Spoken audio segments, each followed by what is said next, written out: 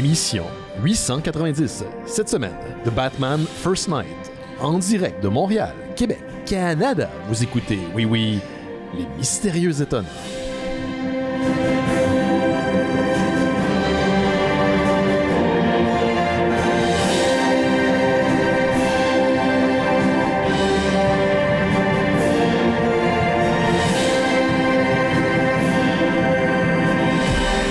Bonjour à toutes et à tous, vous écoutez Les Mystérieux Étonnants, une émission en balado-diffusion consacrée au BD et à l'ensemble de la culture populaire. Ensemble! Tout ça, tout l'ensemble, ouais, c'est ça. Mais doucement dans vos oreilles. T'es dans ce mood-là? Ok, t'étais pas comme ça 30 secondes avant? Non, c'est ça. Tout à coup, je suis sensuel. Ah, c'est bon. Ah oui. Certains diraient même pulpeux, parce que regarde, on est au micro et cette semaine, j'ai entraîné une équipe dans les membres. Sont pulpeux. Oh oui. Parce qu'on parle d'un comique qui est très pulp. Oh! Pulpy.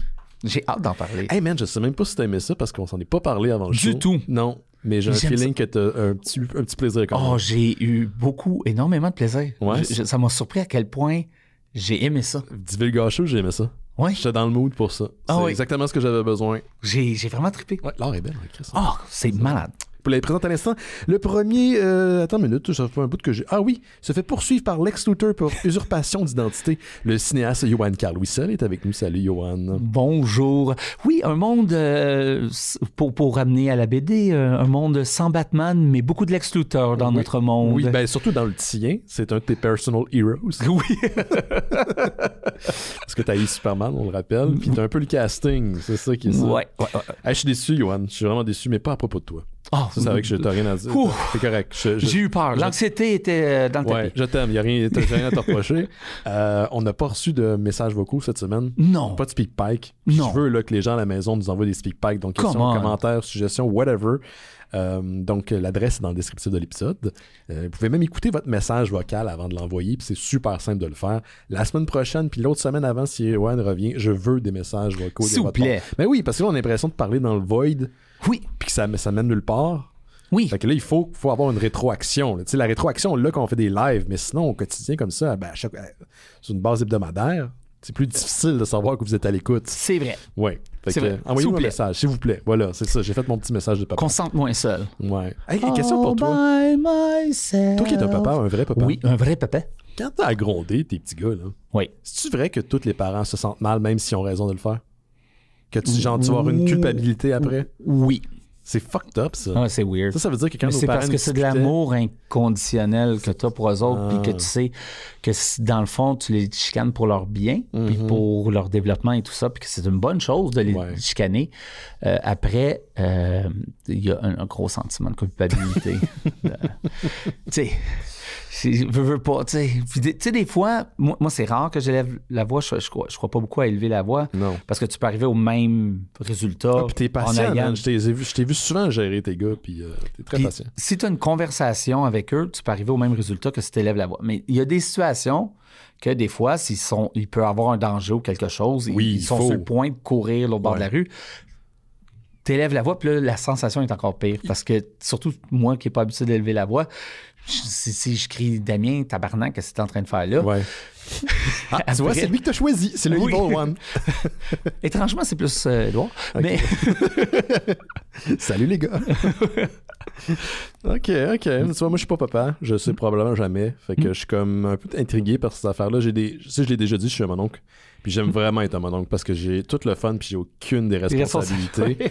Mais je vois des fois mon frère et ma soeur dealer avec leurs enfants puis je me dis... Tabarnak, man, j'aurais tout le temps peur qu'ils se tuent. Tu sais, parce qu'ils sont rendus encore à l'âge, moins mes neveux, mais mes nièces, où ils voient une pile de couteaux rouillés, puis ils vont sauter dessus. Là. Oh, puis ça dure longtemps, là. Ouais, c'est ça. Puis si je me souviens de moi-même, ça dure jusqu'à l'adolescence, là. Oui, t'avais t'avais peut-être des désirs de mort. Mais chez les garçons, c'est encodé en nous autres. On a, dans la testostérone qu'on a, tout ça, on a pas de peur avant très longtemps. C'est pour ça que les meilleurs pilotes automobiles de course sont souvent très jeunes. Okay. Parce qu'ils n'ont pas encore la petite chose dans leur cerveau qui dit « Hey, tu pourrais te tuer dans le mur. » J'ai vu un reportage à un moment donné à la télévision, il parlait que faisait partie des... Là, le mot est peut-être pas juste, là, envoyez-moi pas un courriel ou un speak-pipe, l'endoctrinement des gens dans l'armée. Il faut que tu aies le recrutement.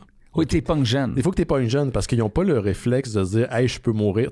Oui, ils le savent d'une façon intellectuelle, mais la réalisation passe à peu près vers 25 ans quand le cerveau a fini d'être structuré. Oui, finalement, on se dit « Hey, c'est permanent la mort ». C'est peut-être pas une bonne idée de courir dans ce champ de mine. Moi, j'étais un enfant qui était très stressé, fait que ça surprend tout le monde dans la maison en ce moment. Mais, oui, ils sont sur le choc. Sur le choc. Je l'avais pas, moi, cette absence de peur. Moi, je l'ai eu longtemps. Ah ouais? Ouais. Puis quand la peur est arrivée, elle était très réelle. Ouais, moi, j'ai l'impression que tu vas goûter que tes gars, par contre. Ouais, mais justement, la beauté d'avoir des enfants, c'est que oui, tu connais l'amour inconditionnel, tu sais, comme je les aime sans condition. Mm-hmm. Mais aussi... Qu'est-ce qui est dur, c'est que je n'aurai plus jamais l'esprit libre. Je pense ça aussi, c'est une autre affaire, toujours à eux. Oui. J'ai tout le temps peur pour eux. Ouais. Je suis ici en ce moment, on est en train de faire l'émission. Ouais. Il y a un coin dans mon cerveau qui se demande tout le temps si sont corrects. Ils sont en train de jouer avec de l'essence puis du feu. Mais ça, c'est pour toujours. Ouais. Le sommeil profond disparaît, puis il disparaît pour toujours. T'es inquiet. Tu me donnes le goût de... Mais c'est super. C'est super quand même de ressentir ça, d'avoir cette sensation-là pour j'ai une fois dans ma vie, j'ai pensé en en avoir. Parce que la personne... Oui. Ouais, mais vraiment brièvement, là. OK. Puis j'ai éternué, puis c'était fini. Mais non, j'ai pensé... Mais t'as été un bon père. Hey, en plus, c'est pas si longtemps que ça, là. J'étais comme dans la dernière année et demie, à peu près. Puis, mais ça m'a comme passé. Ouais, mais tu sais jamais, ça peut revenir, mais là, moi je suis content, c'est ça, j'ai eu tard quand même, mais je pourrais pas les avoir là. Là, avec l'incertitude de tout, Jeannoué, je pourrais pas, là. Oublie ça. Mais qu'est-ce qui est bien, c'est que si on tombe dans un monde post-apocalyptique... Ça va être ma tribu. Oui, moi c'est ça. Moi j'ai deux, là. En plus, ils font du jiu-jitsu puis du muay thai, ils s'entraînent en MMA. Plus, ils font du soccer. Ils sont très actifs. Ils font beaucoup de sport, mes garçons. Là. C'est qu'ils vont être prêts. Là. Moi, j'ai 2 soldats prêts à l'apocalypse. Les camps de survivalistes s'en viennent. Oui. on va faire des camps de preppers. Excellent. Les preppers. Les preppers, quand il y a eu la pandémie, ils ont tout fait comme vous voyez. C'est pour ça qu'on se préparait. Ben oui, ils étaient prêts. Ils étaient prêts. Quelque part, je peux pas les blâmer. Est-ce que tu veux commencer les nouvelles cette semaine, mon Johan? Pourquoi pas? Tu m'as parlé de tes nouvelles. Par quoi tu veux commencer? Tu veux-y aller dans l'ordre que tu m'as donné? La Xbox, là, qui sera un hybride PC. Je sais que tu en as déjà discuté à l'émission, mais je suis pas trop sûr encore de comprendre ce que tu veux dire par là. Ben, j'en ai parlé beaucoup. Et là, cette semaine, pas cette semaine, la fin de la semaine passée, Microsoft a fait une petite erreur en annonce. Parce qu'ils ont annoncé un portatif qui vont sortir. Mais une console portative. Oui, une console portative, mais c'est pas eux qui la font. Ils le font avec un autre constructeur, mais elle va être labelée Xbox. Elle va tout être prête pour l'Xbox, Game Pass, tout le kit. Eh bien, quand ils l'ont présenté, puis on dit connecté à des milliards de joueurs, ils ont mis le UI, donc l'interface. L'interface user en arrière. Et il y a quelqu'un dans les graphiques de Microsoft qui a fait une erreur parce qu'ils ont retiré l'image assez vite quand un journaliste s'est rendu compte qu'un des onglets avait écrit Steam dessus. Oh, donc c'est ce que tu parlais il y a 2 semaines, donc possibilité d'intégration de Steam avec le reste de la console. Mais là, il y avait beaucoup de fumée à cause des rumeurs, mais là, il commence à avoir du feu. Il va faire une petite flamme. Mais je pense qu'on s'en va vraiment vers ça. Plus, il y a des rumeurs que Microsoft quitterait l'environnement de développement comme le Xbox Era pour aller littéralement dans du Win32. C'est-à-dire que les jeux... Ça a l'air de pousser vers une console, un hybride PC. Donc, Win32, c'est quoi? C'est un protocole de développement style C'est comment PC? ton Windows fonctionne. Okay. C'est le code qui font fonctionner ton Windows. C'est que les jeux PC sont encodés dessus. Okay. Donc, s'ils veulent vraiment se déplacer vers ça, je pense que là, la preuve est dans le pudding, comme on dit. Ouais. Je pense vraiment que la prochaine console va être un hybride PC, qu'on va pouvoir installer ton Epic Store, tu vas pouvoir installer ton Steam Store, tu vas acheter une console qui est un PC. Un vrai PC portatif. Tu vas pouvoir jouer à tout. Comme la Steam Deck. Sauf que Steam Deck ne joue pas du Xbox. Non. Mais là, tu aurais l'embarras du choix. Tu peux jouer du Xbox sur ta Steam Deck en stream. Ah, c'est clair que tu as une manière. Ouais. Si tu es abonné à Game Pass Ultimate, tu as accès gratuitement à xCloud. C'est que tu peux jouer sur ta Steam Deck, mais il faut une connexion Internet. Je n'utilise jamais xCloud. C'est que je pourrais jouer xCloud sur mon Mac. Oui. À travers le browser, à travers le navigateur Internet. Okay. Oui. Okay. Tu pourrais le jouer sur ton téléphone. Moi, quand je suis dans une salle d'attente, je joue au Xbox. Là. C'est une bonne idée. Oui. Mais là, laisse-moi te poser une question parce que je suis l'éternel Thomas. Là, je me pose souvent des questions. Là, je parle pas de Jean-Thomas Jobin, je parle de Thomas dans la Bible. Est-ce que c'est une rumeur qui est valide? Est-ce que cette histoire-là de journaliste, c'est un truc qui a été monté, là, un genre de... Non, ça, c'est vraiment vrai. L'erreur est vraiment là. Est-ce que c'est que quelqu'un... graphique chez Microsoft qui a monté le décor puis qui voulait faire le UI puis il n'a pas plus pensé que ça puis il a mis un placeholder qu'on appelle. Un placeholder puis que sur le placeholder il y avait Steam. C'est possible. Ça se peut, oui. Ça se peut. Cette personne-là doit être site dans ses shorts en ce moment si c'est le cas. Oui. La vitesse que Microsoft l'a retiré après que le journaliste l'ait vu. Puis, tu sais, une fois que c'est sur Internet, c'est toujours là. Oui, c'est comme de l'urine dans une piscine publique. C'est ça.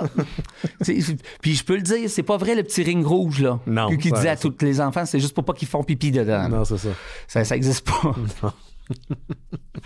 C'est que tout le monde faisait nager dans le pipi, là. L'Internet, c'est comme plein de pipi, en fait. C'est ça. Oui. L'Internet, c'est une piscine pleine de pipi. Et voilà.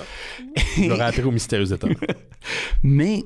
je pense vraiment que c'est ça, là. Puis la chose qui me rend qui m'amène un questionnement, mais que je pense qu'il va être adressé, j'espère qu'il va être adressé de la bonne façon, c'est le backward compatibility, de pouvoir jouer aux anciens jeux. Parce que c'est le cas avec Xbox, à part quelques jeux spécifiques, notamment ceux que j'ai achetés, je l'ai souvent dit à l'émission. Tous les jeux de Xbox, toutes les générations, ou presque, on peut les jouer. Tout au complet. De la première Xbox jusqu'à la série X, vous pouvez jouer à toutes les... sauf problème de licence, blablabla. Oui. Comme les jeux Transformers que j'avais achetés. Exactement. Ouais. Sinon, tous les jeux, ils sont préservés. Puis la préservation des vieux jeux, c'est important. Oui. Si tu changes d'environnement de développement, puis tu as toujours utilisé le, entre guillemets, Xbox era... Oui, le code sur lequel tu es basé. Là, ils ont suivi à travers toutes les Xbox. Puis là, tu t'en vas d'un coup sec à Win32. Il y a des jeux qui ne feront pas le transfert.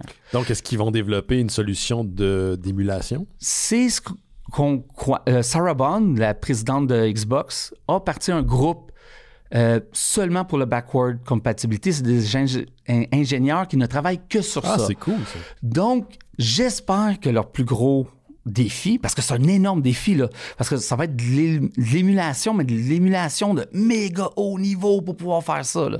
C'est qu'ils travaillent là-dessus. J'espère qu'on perd rien. Moi, je veux rien qu'on perd, je veux que tout suive. C'est important parce que c'est une des bonnes choses d'avoir une Xbox, c'est que ça a toujours eu lieu. Le backward compatibility, ça a toujours été une priorité pour Microsoft. Ça l'a été un peu moins pour Nintendo, puis un peu moins pour PlayStation. Puis là, à cause du mouvement de Microsoft, on dirait que PlayStation s'est amélioré un peu, Nintendo s'est amélioré un peu. C'est que Nintendo ont juste commencé à mettre des jeux sur leur Christie Store qu'ils auraient dû mettre il y a très longtemps pour juste contrer l'émulation illégale. Là. Exactement. J'ai jamais compris à quel point c'était contre. Mais exactement. Si tu as une solution, les gens vont pas aller chercher ailleurs. Il y en a qui vont toujours le faire. Oui. Mais il va y avoir une offre. Ça va être disponible de façon légale. Oui. Puis si tu la fais abordable, si c'est plus simple, au bout du compte, ça devient plus simple que le piratage. Exact. C'est le ça monde qu'il faut va y aller. Mais c'est une des raisons, je pense, qu'à une certaine époque, le streaming a tellement gagné en importance. C'était facile et peu cher de s'abonner à un streaming versus aller sur des sites louches où tu as la chienne de pogner des virus puis tu trouves pas nécessairement ce que tu veux. T'sais. Exactement. Là, je pense qu'il y a peut-être une exode contraire. J'entends beaucoup de gens qui se désabonnent à des services de streaming de flux en continu américain. Je me demande pourquoi.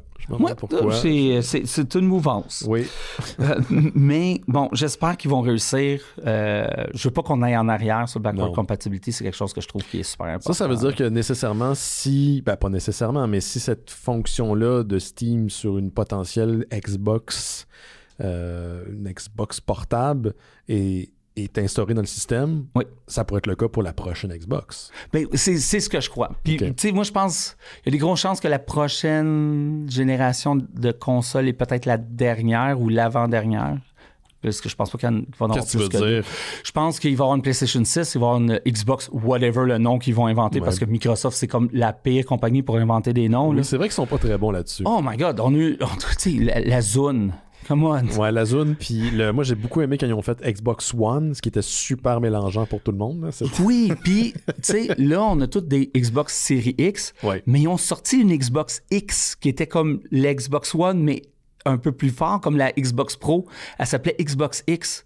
Puis là, t'as une Xbox X, puis t'as une Xbox Series X. Ah, tabarnak. Tu sais, rendez ça compliqué pour rien, là. On dirait que ces gens-là travaillent en comic book. Tu sais, des fois, de poursuivre des séries, c'est un petit peu compliqué, là. Ces gens-là ont des... Faut qu'ils engagent quelqu'un qui sait juste compter. Hey, tout le monde, moi, je sais compter. On va te mettre un chiffre. On est rendu à 5, là. On va dire 5. 5, ça va être 5. Mais je suis sûr qu'ils ont peur d'appeler la Xbox 5. Pourquoi? Parce que la prochaine PlayStation serait la PlayStation 6. Fait qu'ils ont l'air dans un rapport d'infériorité. C'est ça. Il a l'air moins fort. Puis, tu sais, vu qu'on est tous comme des petits oiseaux, des petits singes qui sont pas bien brillants, qu'il y a du monde qui... Le chip est plus petit. C'est aussi... Moi, des fois, je pense que les compagnies, c'est des humains aussi, prennent des décisions. Tu vas être surpris, là, Yvan. Ouais. Selon leur ego. Ou mal placé. Et des fois, c'est juste ça. Ça se peut que ça soit juste ça. Ça peut être juste ça. Hey, tu regardes comment ils ont nommé Windows là, à travers les années. Là. C'est XP, X, Home. Puis il n'y a jamais eu de Windows 9. Ils ont passé au 10 direct. 11 après. Ça fait, sortez-là, puis si ça s'appelle PlayStation 6, appelez-la Xbox 6. Le monde va en parler pendant un mois, comme quoi que c'est pas vraiment le 6e, ça sera pas grave. Non, c'est ça. Ça sera pas grave. Ils vont être plus occupés à chialer quand Nintendo va sortir leur nouvelle console, puis que de toute façon, tout le monde va l'adopter de toute manière. C'est ça. Parce que c'est tout le temps ça. Ça fait des années que c'est comme Exactement. Hey, Johan, j'ai une petite nouvelle pour toi qui est, on rappelle pour les gens à la maison, cinéaste. D'ailleurs, ton prochain film, il va être bientôt disponible sur les plateformes, non? Oui, il va avoir une sortie, j'ai pas la date exacte, mais... ça sent bien, là. Oui, Wake Up devrait sortir là, dans les prochains mois, en avril. Excellent. On rappelle que We Are Zombies est disponible sur Crave, donc la plateforme canadienne. Si vous êtes déconnecté, là, prenez Crave pendant un mois. Oui. Juste un mois. Un essai. Un essai. Ouais. Puis là, écoutez-le 3 fois. Excellent. Mais en fait, là, c'est une nouvelle qui touche au milieu cinématographique, puis tu en as certainement déjà entendu parler. Ici, à l'émission, on en a parlé un petit peu de décisions louches qui sont sorties de Warner Brothers Discovery dans les dernières années, depuis que son PDG, ou son CEO plutôt, David Zaslav, a pris le contrôle de l'entreprise.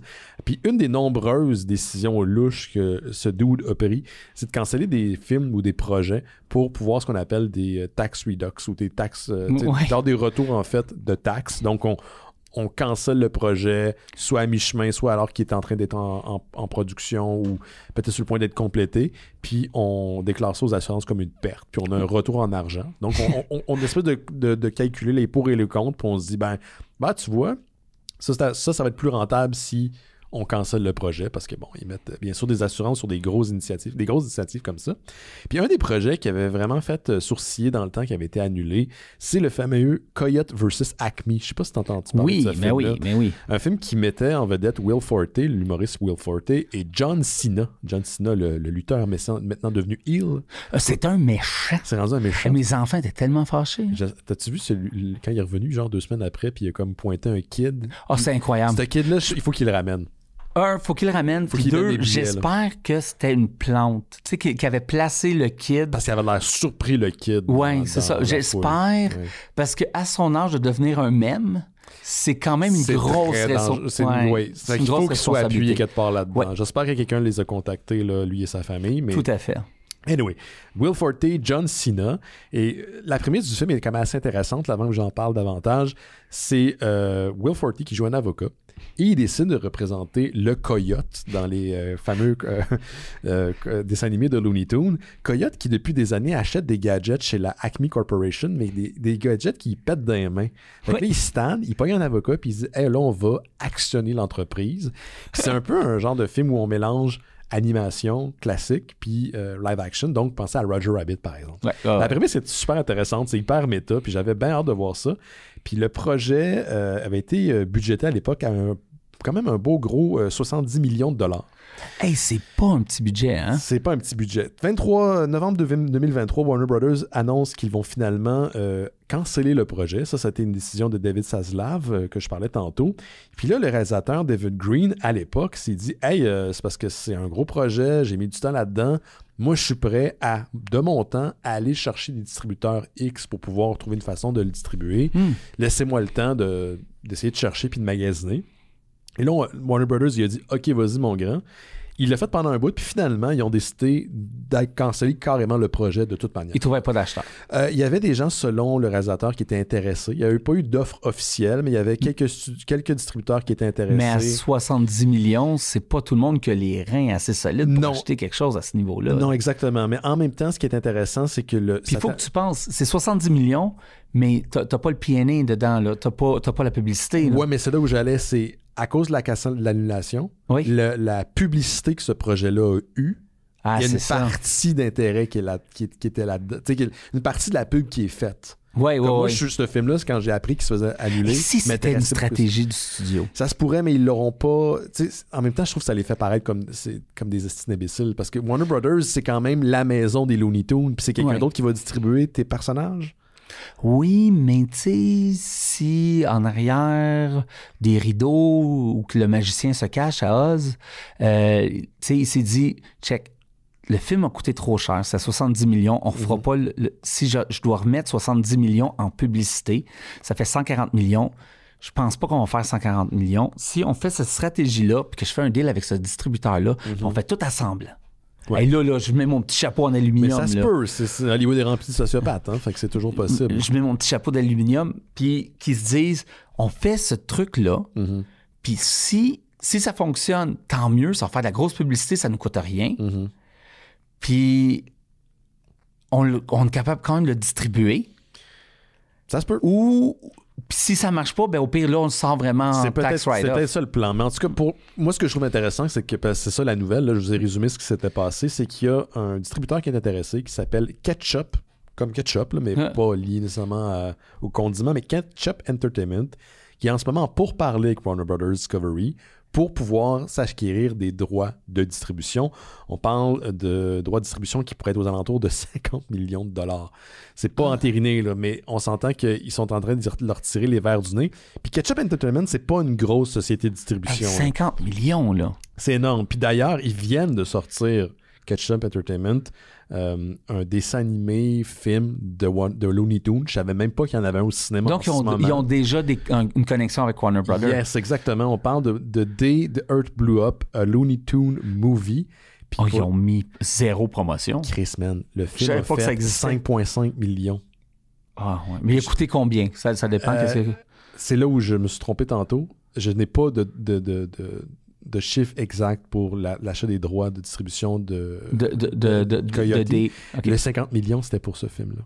Il a coûté 50 millions? Ben, il n'a pas coûté 50 millions. Il a coûté 50 millions à Ketchup Entertainment pour pouvoir le distribuer. Et là, il en a fait 5,5. Oh my God! C'est un bad move. C'est un très bad move. Ben, c'est parce que si tu achètes pour 50 millions, c'est correct d'acheter quelque chose à 50 millions pour un film, mais il faut que tu mettes un autre 30-40 millions juste de publicité. Personne ne savait que ce film-là sortait. Non, c'est ça. Puis je pense pas qu'un film de Looney Tunes à part entière a le même... Ça n'a pas la même attraction, mettons, que Coyote versus Acme. Oui, il y a comme une aura autour de ça. C'était juste un film d'animation, puis c'était comme, je sais pas moi, comme 20 millions, puis tu mets un 15 millions ou 15 millions qui coûte le film d'animation, puis tu mets un 15 millions de publicité, t'as coûté 30 millions. Ton opening weekend, déjà à 5 millions, t'es déjà en dessous. Ça fait que là, imagine de payer 50 millions pour les droits de distribution. Et ça veut dire qu'ils récupèrent pas 100% de l'argent. Non, puis là, fait qu'ils sont en négociation. Négociation, le deal n'est pas fait pour peut-être amener... Mais c'est qui sont en arrière de Ketchup? C'est des gens avec les poches profondes. Puis dans les trucs que j'ai lus, ils décrivaient ce distributeur-là comme étant un indie. Alors, indie à Hollywood, on s'entend? Ça reste comme quelqu'un qui ont... Moi, je connais pas beaucoup de distributeurs indépendants qui ont 50 millions, mais non, 50 c'est millions. Ça. Puis potentiellement plus, là. Ben oui, ben c'est ça, là. Tu sais, on sait pas... Tu sais, si, exemple, ils repayent le prix... Ça arrivera jamais, là, mais ils payent le prix de production du film. Exemple, qu'ils l'achètent pour 70 millions. Ça arrive jamais, là. Les distributeurs font jamais ça, là. Ils l'achètent pour beaucoup moins, mais... Puis après, ils séparent les profits une fois qu'ils rentrent. Mais quelle compagnie indépendante de 100 millions d'investissements? Aucune idée. Puis qui trippe autant sur les Looney Tunes. Je veux dire. Oui, okay. C'est Joe Dante. Joe Dante aimait beaucoup les Looney Tunes. Mais je pense pas que Joe Dante a 70 millions qui traînent quelque part chez lui. Tabarouette. Mais dans tous les cas, regarde, il y a deux certitudes. Moi, je connais rien aux finances puis je n'ai pas d'argent, mais je serais très, très intrigué de voir le film. Donc, qu'importe que de la façon qu'ils réussissent à pouvoir faire ça, à rendre ça réalité, là, le film Coyote vs. Acme, je veux le voir. Fait qu'on va continuer à suivre la nouvelle. Est-ce que ça va... Il va y avoir du développement les prochaines semaines. Mais ne perdez pas espoir. Il y a une possibilité que finalement, ce film-là se voit le jour. Je suis quand même surpris que le film de Wile E. Coyote a coûté 70 millions. Tu sais, on dirait que c'est plus logique que ça, comme un film comme ça, malgré les gros noms d'acteurs et tout, soit plus dans les alentours d'un 30-40 millions. J'ai comme l'impression... millions, c'est énorme. J'ai l'impression que c'est l'animation, tu sais, c'est une longue... c'est beaucoup l'animation c'est plusieurs années. C'est des techniciens. Parce que si tu filmes tes shots puis que finalement ça colle pas, tu peux pas revenir en arrière à tes fêtes. Mais 70 millions, c'est beaucoup. Ouais. Mais c'est le montant qui était dans l'article. Habituellement, tu sais, j'aurais douté, là, mais moi, je regarde souvent mes nouvelles au même... Parce qu'il y a des nouvelles, des fois, dont je parle pas mystérieux étonnant parce que c'est sorti sur le blog de Bobby Joe, puis je ne crois pas à ces articles clickbait ou la façon qu'ils ont digéré l'information, ils ont oublié des détails ou ils magnifient d'autres. Moi, souvent, j'essaie d'aller à la source. Puis au niveau de la source, c'était THR, qui est The Hardware Reporter, qui est un... Tu sais, comme Variety, comme plein d'autres, ont une bonne réputation. C'est ça qu'ils font depuis des années. Ils sont pas dans l'hyperbole, ils sont pas en train de magnifier justement l'information. Ils rapportent l'information du milieu du divertissement. Donc, c'est le chiffre qu'il y avait du côté de l'article de THR. Hey. Yep. Ça me blow ma main pareil. Anyway, Coyote vs. Acme, ça s'en vient potentiellement. On a hâte de voir ça. 50 millions pour acheter les droits de distribution. 50 millions pour l'autre film. L'autre film, je te parle. C'est le truc que personne n'a vu, là, le film d'animation que personne n'a vu. On me dit dans le chat que... En ce moment, là, sérieusement, là, dans l'industrie, c'est de plus en plus difficile d'avoir des préventes. C'est de plus en plus difficile, c'est de plus en plus complexe. C'est beaucoup basé sur ton casque et tout ça. D'acheter une prévente d'un film... pour le distribuer à 50 millions avec pas vraiment d'acteurs, puis les Looney Tunes. Puis zéro promotion. C'est fascinant. On me dit dans le chat qu'ils en ont parlé à Opération Biodessinage du film de Looney Tunes qui vient de sortir. Fait que, je vais l'écouter. Ouais, écoute, ils ont fait partie des 15 personnes qui l'ont vu, ça a l'air, parce que je connais personne qui... Je savais même pas que ce film-là sortait. Mais non, j'ai le goût d'aller le voir avec mes garçons. Je le savais pas qu'il était en salle. Tu vois. Il va être en VOD dans 2 semaines. Bon, mais allons le supporter quand même. Allons-y, allons en salle.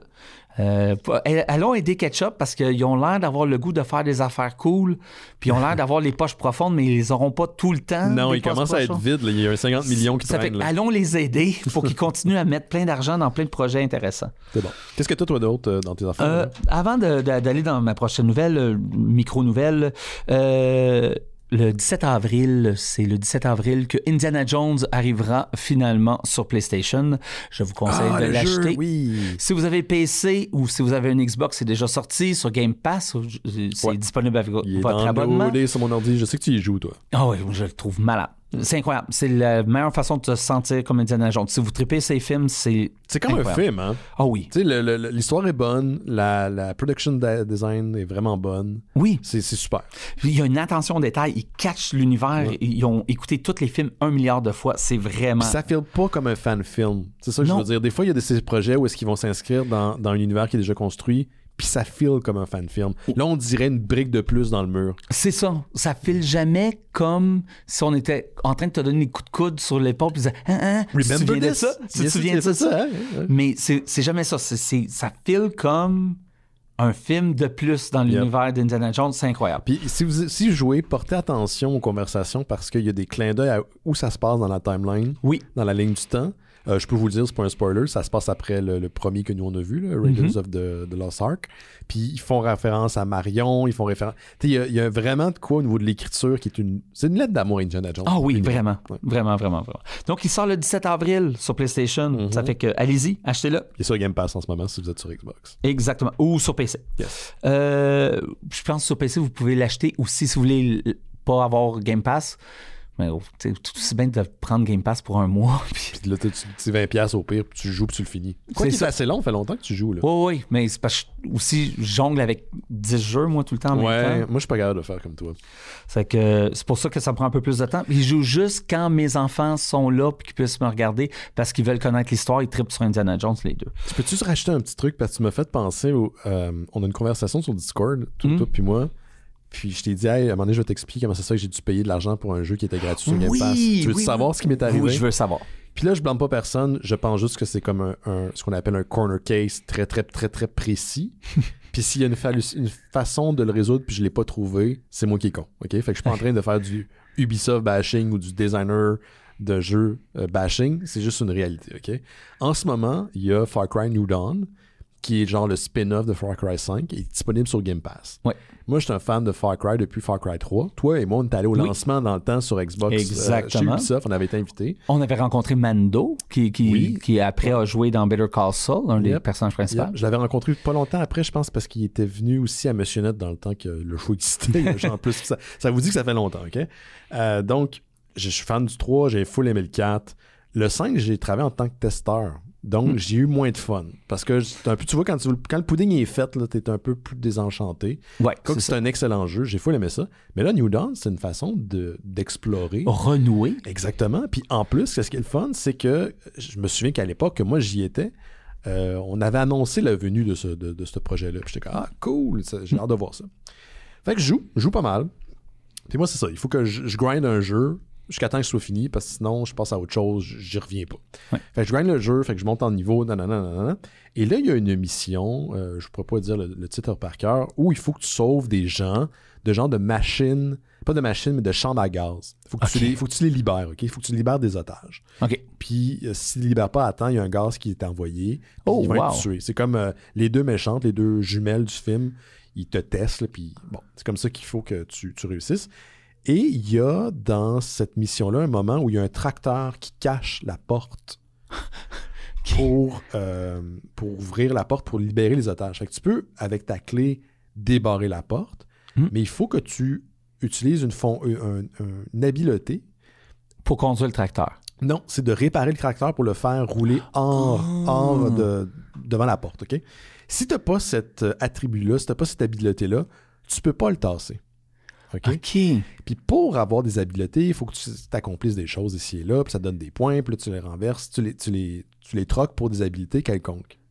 Moi, je ne l'avais pas, cette habileté-là, de réparer des tracteurs, réparer des véhicules. OK? Parce qu'il n'y a rien qui t'oblige de l'avoir l'habileté avant de commencer la mission. Je n'ai pas vu de warning, de notification. Et une fois que tu es dans la mission, tu as beau sortir, fermer la console, essayer de repartir le jeu, il te ramène toujours devant je pense que c'est un stylo, là, où est-ce que t'es, là. Okay. Fait qu'il n'y a pas moyen. Si tu te sauves, tu marches, il te ramène un peu jour de la marmotte. C'est comme si tu failais la mission. Puis si tu fais la mission, c'est game over. C'est game over, mais tu reviens. Il te va tout le temps te respawner dans un loop. T'es pogné dans un loop. Tu sais, ça aurait été moins pire si, exemple, si tu réussis pas, j'avais pas ce pouvoir-là, le monde est mort, mais tu continues l'histoire. C'est ça que je voulais faire. Non, il n'y a pas moyen. J'ai tout essayé, OK? Je suis même allé voir sur Internet. T'es pris dans le loop. J'étais pris dans le loop. Fait que la seule façon que j'ai trouvée... c'est une erreur de design, ça? C'est une erreur de design. Mais tu sais, le jeu, il est sorti il y a quoi, 5-6 ans? Là, il sera pas patché. Il ne sera pas de cette manière-là. Ça m'étonnerait que ce show-là ait cet impact-là sur les gens d'Ubisoft. Quoique je sais qu'il y a des gens d'Ubi qui nous écoutent des fois. Mais là, c'est ça, fait que j'étais pogné, puis là, j'étais comme, man, j'ai mis beaucoup d'heures, j'ai pas envie de juste abandonner le jeu. D'un, je veux voir sa finalité, puis j'ai mis du temps dedans, puis j'étais fucking pisse pour vrai. J'étais, voyons, tu sais, on s'entend, là, first world problem, là, je peux manger, puis je suis en santé, mais j'étais un peu fâché. La seule chose qu'il a fallu que je fasse, que j'ai trouvé, c'est d'acheter des points pour après que je puisse les remplacer pour des attributs. Fait qu'il a fallu que je dépense un 6$ pour des points, juste pour libérer l'attribut de tasser le camion, le tracteur, pour pouvoir libérer mes otages. Fait que c'est un jeu qui était gratis grâce à Game Pass, mais pour lequel j'ai payé peut-être 6,75$. Mais quand même, ça m'a fait chier. En ce moment, Ubisoft, avec tous leurs problèmes, ils te remercient. Oui, ils ont dû voir une transaction dans leur charte qui se sont dit, voyons donc, pourquoi ce gars-là, il a acheté ça? Pourquoi il a fait ça? Fait que c'est ça. Fait que, je veux dire, c'est ça. J'étais un peu fâché, man. Mais je comprends un peu. Surtout que Puis il n'y avait pas d'autre façon de contourner l'affaire du tracteur. J'ai tout essayé. S'il y en a une, je ne l'ai pas trouvé. Fait que s'il y en a une, c'est moi qui ai le dum-dum, mais je ne l'ai pas trouvé. Ah là là là là là là là, c'est coquin. C'est coquin. Mais je pense pas que c'est mesquin. Je pense juste que c'est une erreur. Oui, c'est probablement ça. Puis que personne n'a attrapé l'erreur parce que je vais tester la mission. OK, je déplace le camion, tout ça. OK, correct, il n'y a pas de bug. Il n'y a pas de bug, c'est ça. Mais si tu n'as pas unlocké cette habilité, personne n'y a pensé. C'est ça. Oh. S'il y a du monde, des mystérieux qui ont joué au jeu, puis qu'il y a une autre façon de le faire, écrivez-nous. Ou dites-moi-le pas, je vais te fâcher. Non, envoyez un SpeakPipe. Oui, ça serait vraiment intéressant. Puis si quelqu'un chez Ubi écoute, j'aimerais ça avoir mon 6$75, ça serait cool. Mais à cause de ça, je vais sauter une nouvelle, puis je vais aller à une autre nouvelle. Chez Ubi, avec Ubi encore? Avec Ubisoft, justement, vu qu'on en parle. Il y a un investisseur, un groupe d'investisseurs en France qui veulent aller manifester devant les bureaux. On est tout correct? Ça va, devant les bureaux, parce qu'il y a un groupe d'investisseurs, dont un en particulier qui a parlé aux médias, Juraj Krupa, le CEO de AJ Investment, qui a probablement acheté des actions chez Ubisoft. Ils ne sont pas très contents parce qu'apparemment, la compagnie serait en train de parler en secret, avec des distributeurs, dont Microsoft, Electronic Arts et d'autres. Donc, il a juste donné Microsoft, EA et d'autres. Mais pour parler pourquoi? Pour acheter, pas pour acheter Ubisoft. Pour vendre. Pour vendre des IP. Donc, t'achètes pas la compagnie, mais t'achètes Assassin's Creed. OK, t'achètes Far Cry, t'achètes Splinter Cell, t'achètes... Okay. Exactement. OK, ouais. Ça fait que c'est vrai qu'ils sont obligés de dire à leurs investisseurs, parce que... Mais, je me disais... Si c'est ça que Ubisoft... Il regarde toutes les avenues en ce moment, Ubisoft. Si c'est de vendre certains IP, au lieu de vendre la compagnie complètement à Tencent ou à un autre géant comme ça, on dirait que ça me dérange moins. On dirait que c'est comme... Parce que c'est pas un major chinois qui l'achète, c'est ça que tu veux dire? Ben, pas juste que ça soit... même pas que ce soit un major chinois ou même Microsoft ou même Sony. Ou que, tu sais, s'ils vendent quelques IP comme ça, mais il reste Ubisoft, on perd pas la compagnie Ubisoft, elle disparaît pas la compagnie Ubisoft. C'est que je pense que pour les employés, tout ça, c'est peut-être la meilleure chose. Oui, parce qu'on a un bassin important d'employés à Montréal qui travaillent chez Ubisoft. Tout le monde connaît quelqu'un qui travaille chez Ubisoft. Oui, c'est ça. C'est pas une joke, là. Si vous êtes européen, vous habitez en France ou en Belgique ou qu'importe, à Montréal, il y a une garde. Puis des jeunes. Tu peux pas lancer une roche sans frapper un employé de Ubisoft. Surtout dans le Myland. Tu les reconnais, ils se dépassent en troupeau. Là. Puis au dîner, ils vont dans tous les restaurants du coin. Ça fait que vous allez manger, puis là, vous écoutez les conversations. Tu sais qu'on s'était fait dire ça, qu'il fallait pas qu'on parle de jeux à l'extérieur quand on allait manger, parce que justement, il y a des journalistes, et c'est arrivé par le passé, qui restent dans les restos pour écouter des conversations. C'est pas fou de la part des journalistes. Yes. Mais moi, ça m'intéresserait, mais surtout... Peut-être qu'ils pourraient ressortir des boulamites, certaines de leurs IP qui utilisent moins, comme tu as dit, Splinter Cell. Splinter Cell, ils nous avaient annoncé un genre de reboot, remake nouveau. C'était pas super clair. Il y a 3 ans, puis depuis 3 ans, pas de nouvelles. On ne sait pas ce qui se passe avec le projet. Peut-être en développement encore, mais... C'est probablement en développement encore, mais s'ils vont pas au bout du développement, peut-être donnez-le à EA, donnez-le à Microsoft, donnez-le à Sony. Pose une question. Oui. Toi, tu as travaillé avec Michael Ironside sur le film Turbo Kid. Oui. C'est lui qui faisait la voix de Sam Fisher. Jusqu'au dernier, c'est pas lui. Il était-tu pisse par rapport à ça? Il était pas fâché, ça y a fait de la peine. Ah oui? Ouais. Ils ont-tu dit pourquoi il l'avait enlevé? Ben, il voulait aller dans une autre direction plus jeune et tout ça. Ah, il a tellement une voix incroyable. Oui, c'est que, tu sais, ça change pas pour Michael a vieilli, sa voix est la même. Oui, c'est ça. Puis... ça l'avait blessé. On n'est pas faussement friendly, il veut qu'on l'appelle Michael. Oui. Pour les gens à la maison, si vous l'appelez M. Ironside, il va vous kicker. Man. Ah oui, il n'aimera pas ça. Non, moi je l'appelais Michael quand je l'ai recroisé. Il a été bien blessé, puis je trouve Ubisoft, c'était un peu cheap de leur part. Il aurait pu le garder. Des fois, c'est des décisions créatives. Là, tu peux pas c'est pas comme si Michael coûte si cher, de toute façon, à signer, puis ça. Puis il se sentait très proche du personnage parce qu'il avait tant joué que ça y a fait vraiment. Ah, c'est triste.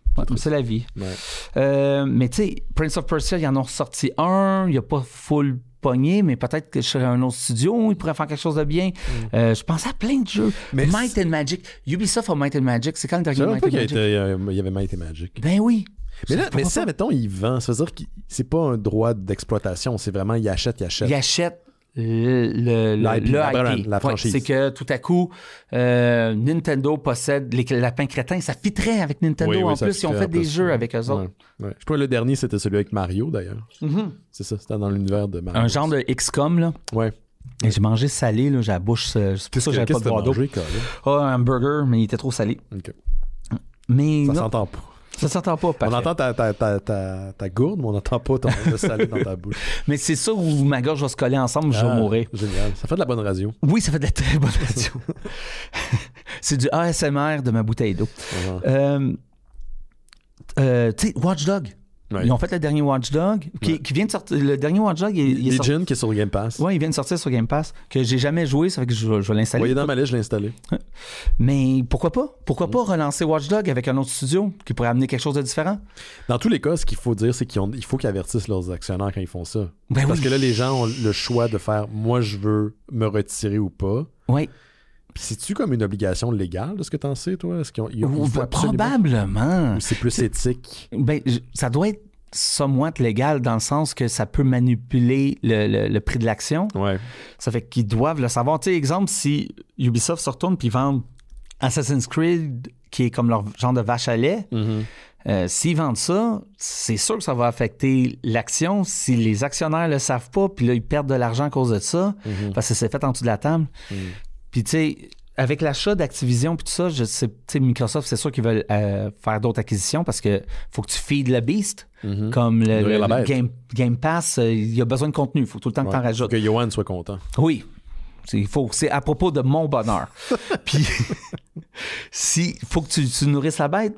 C'est que, tu sais, je pense que Microsoft le ferait, mais si ça tombe dans peut-être le danger d'action puis de poursuite, tout ça, Microsoft ne sera pas intéressé puis ils vont virer de bord. Là, on est en train aussi de prendre la parole d'une personne. Peut-être que lui, il a son propre agenda aussi. Là. Ah, c'est sûr. Peut-être que cet actionnaire-là rêve que l'action tombe ou il invente n'importe quoi. Il essaie d'influencer. Ou il a la mauvaise information. C'est pas parce que t'es un millionnaire. Tu vas être surpris, Yoann, d'apprendre que c'est pas parce que t'es un millionnaire ou t'as de l'argent que t'es nécessairement brillant. Oui, non, c'est même souvent. C'est ça. Too big to fail. Too big to fail. Trop d'argent pour perdre. Se planter.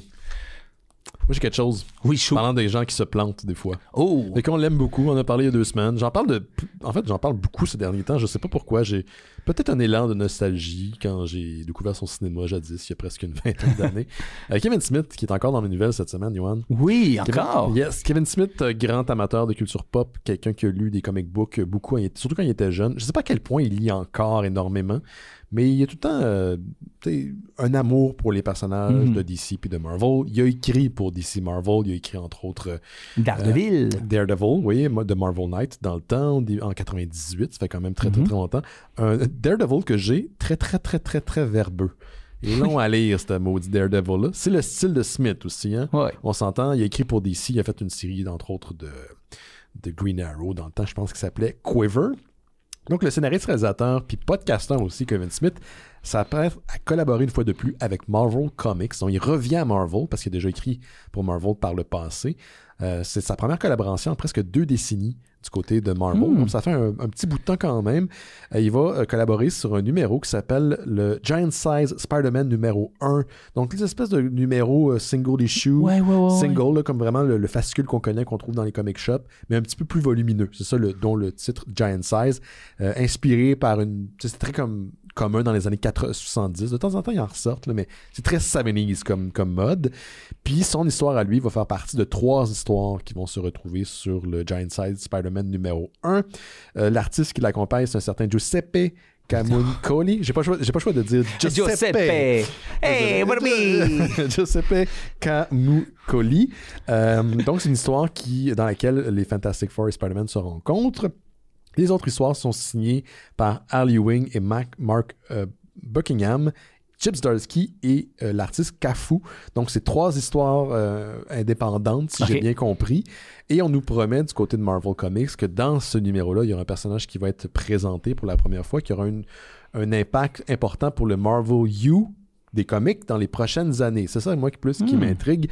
Et l'histoire de Smith mélange, bien sûr, disons, une certaine tendresse et qualité humoristique, ce qui est très Smith en soi. Donc, je suis très curieux.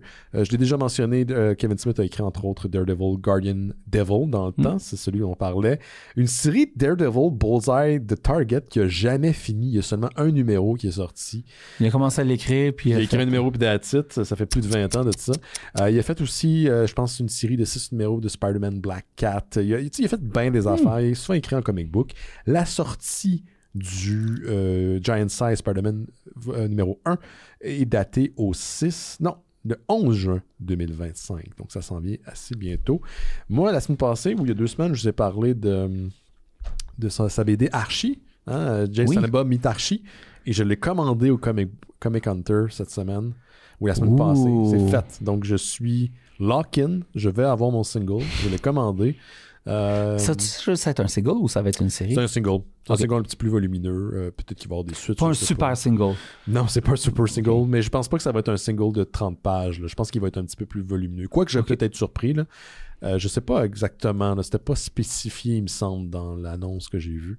Mais j'ai comme le feeling que ça va être un petit peu plus volumineux qu'un single classique. Archie fume du weed. Regarde, Archie a rencontré Predator, il a rencontré Punisher. Tout est possible maintenant dans l'univers de Archie. Mais c'est ça. J'ai pas écouté Riverdale, mais c'est pas comme une histoire de meurtre puis tout ça. Ouais, c'est genre meurtre. J'ai jamais écouté. Avec, dans le premier épisode, on se rend compte que Archie couche avec la prof. Là. Ah ouais. Madame ouais, elle. Whittleby? Ouais.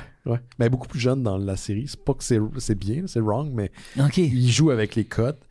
Si on parle d'une série qui joue avec les codes, Afterlife with Archie, c'est malade. Quitte à faire, il aurait dû l'assumer. Oui.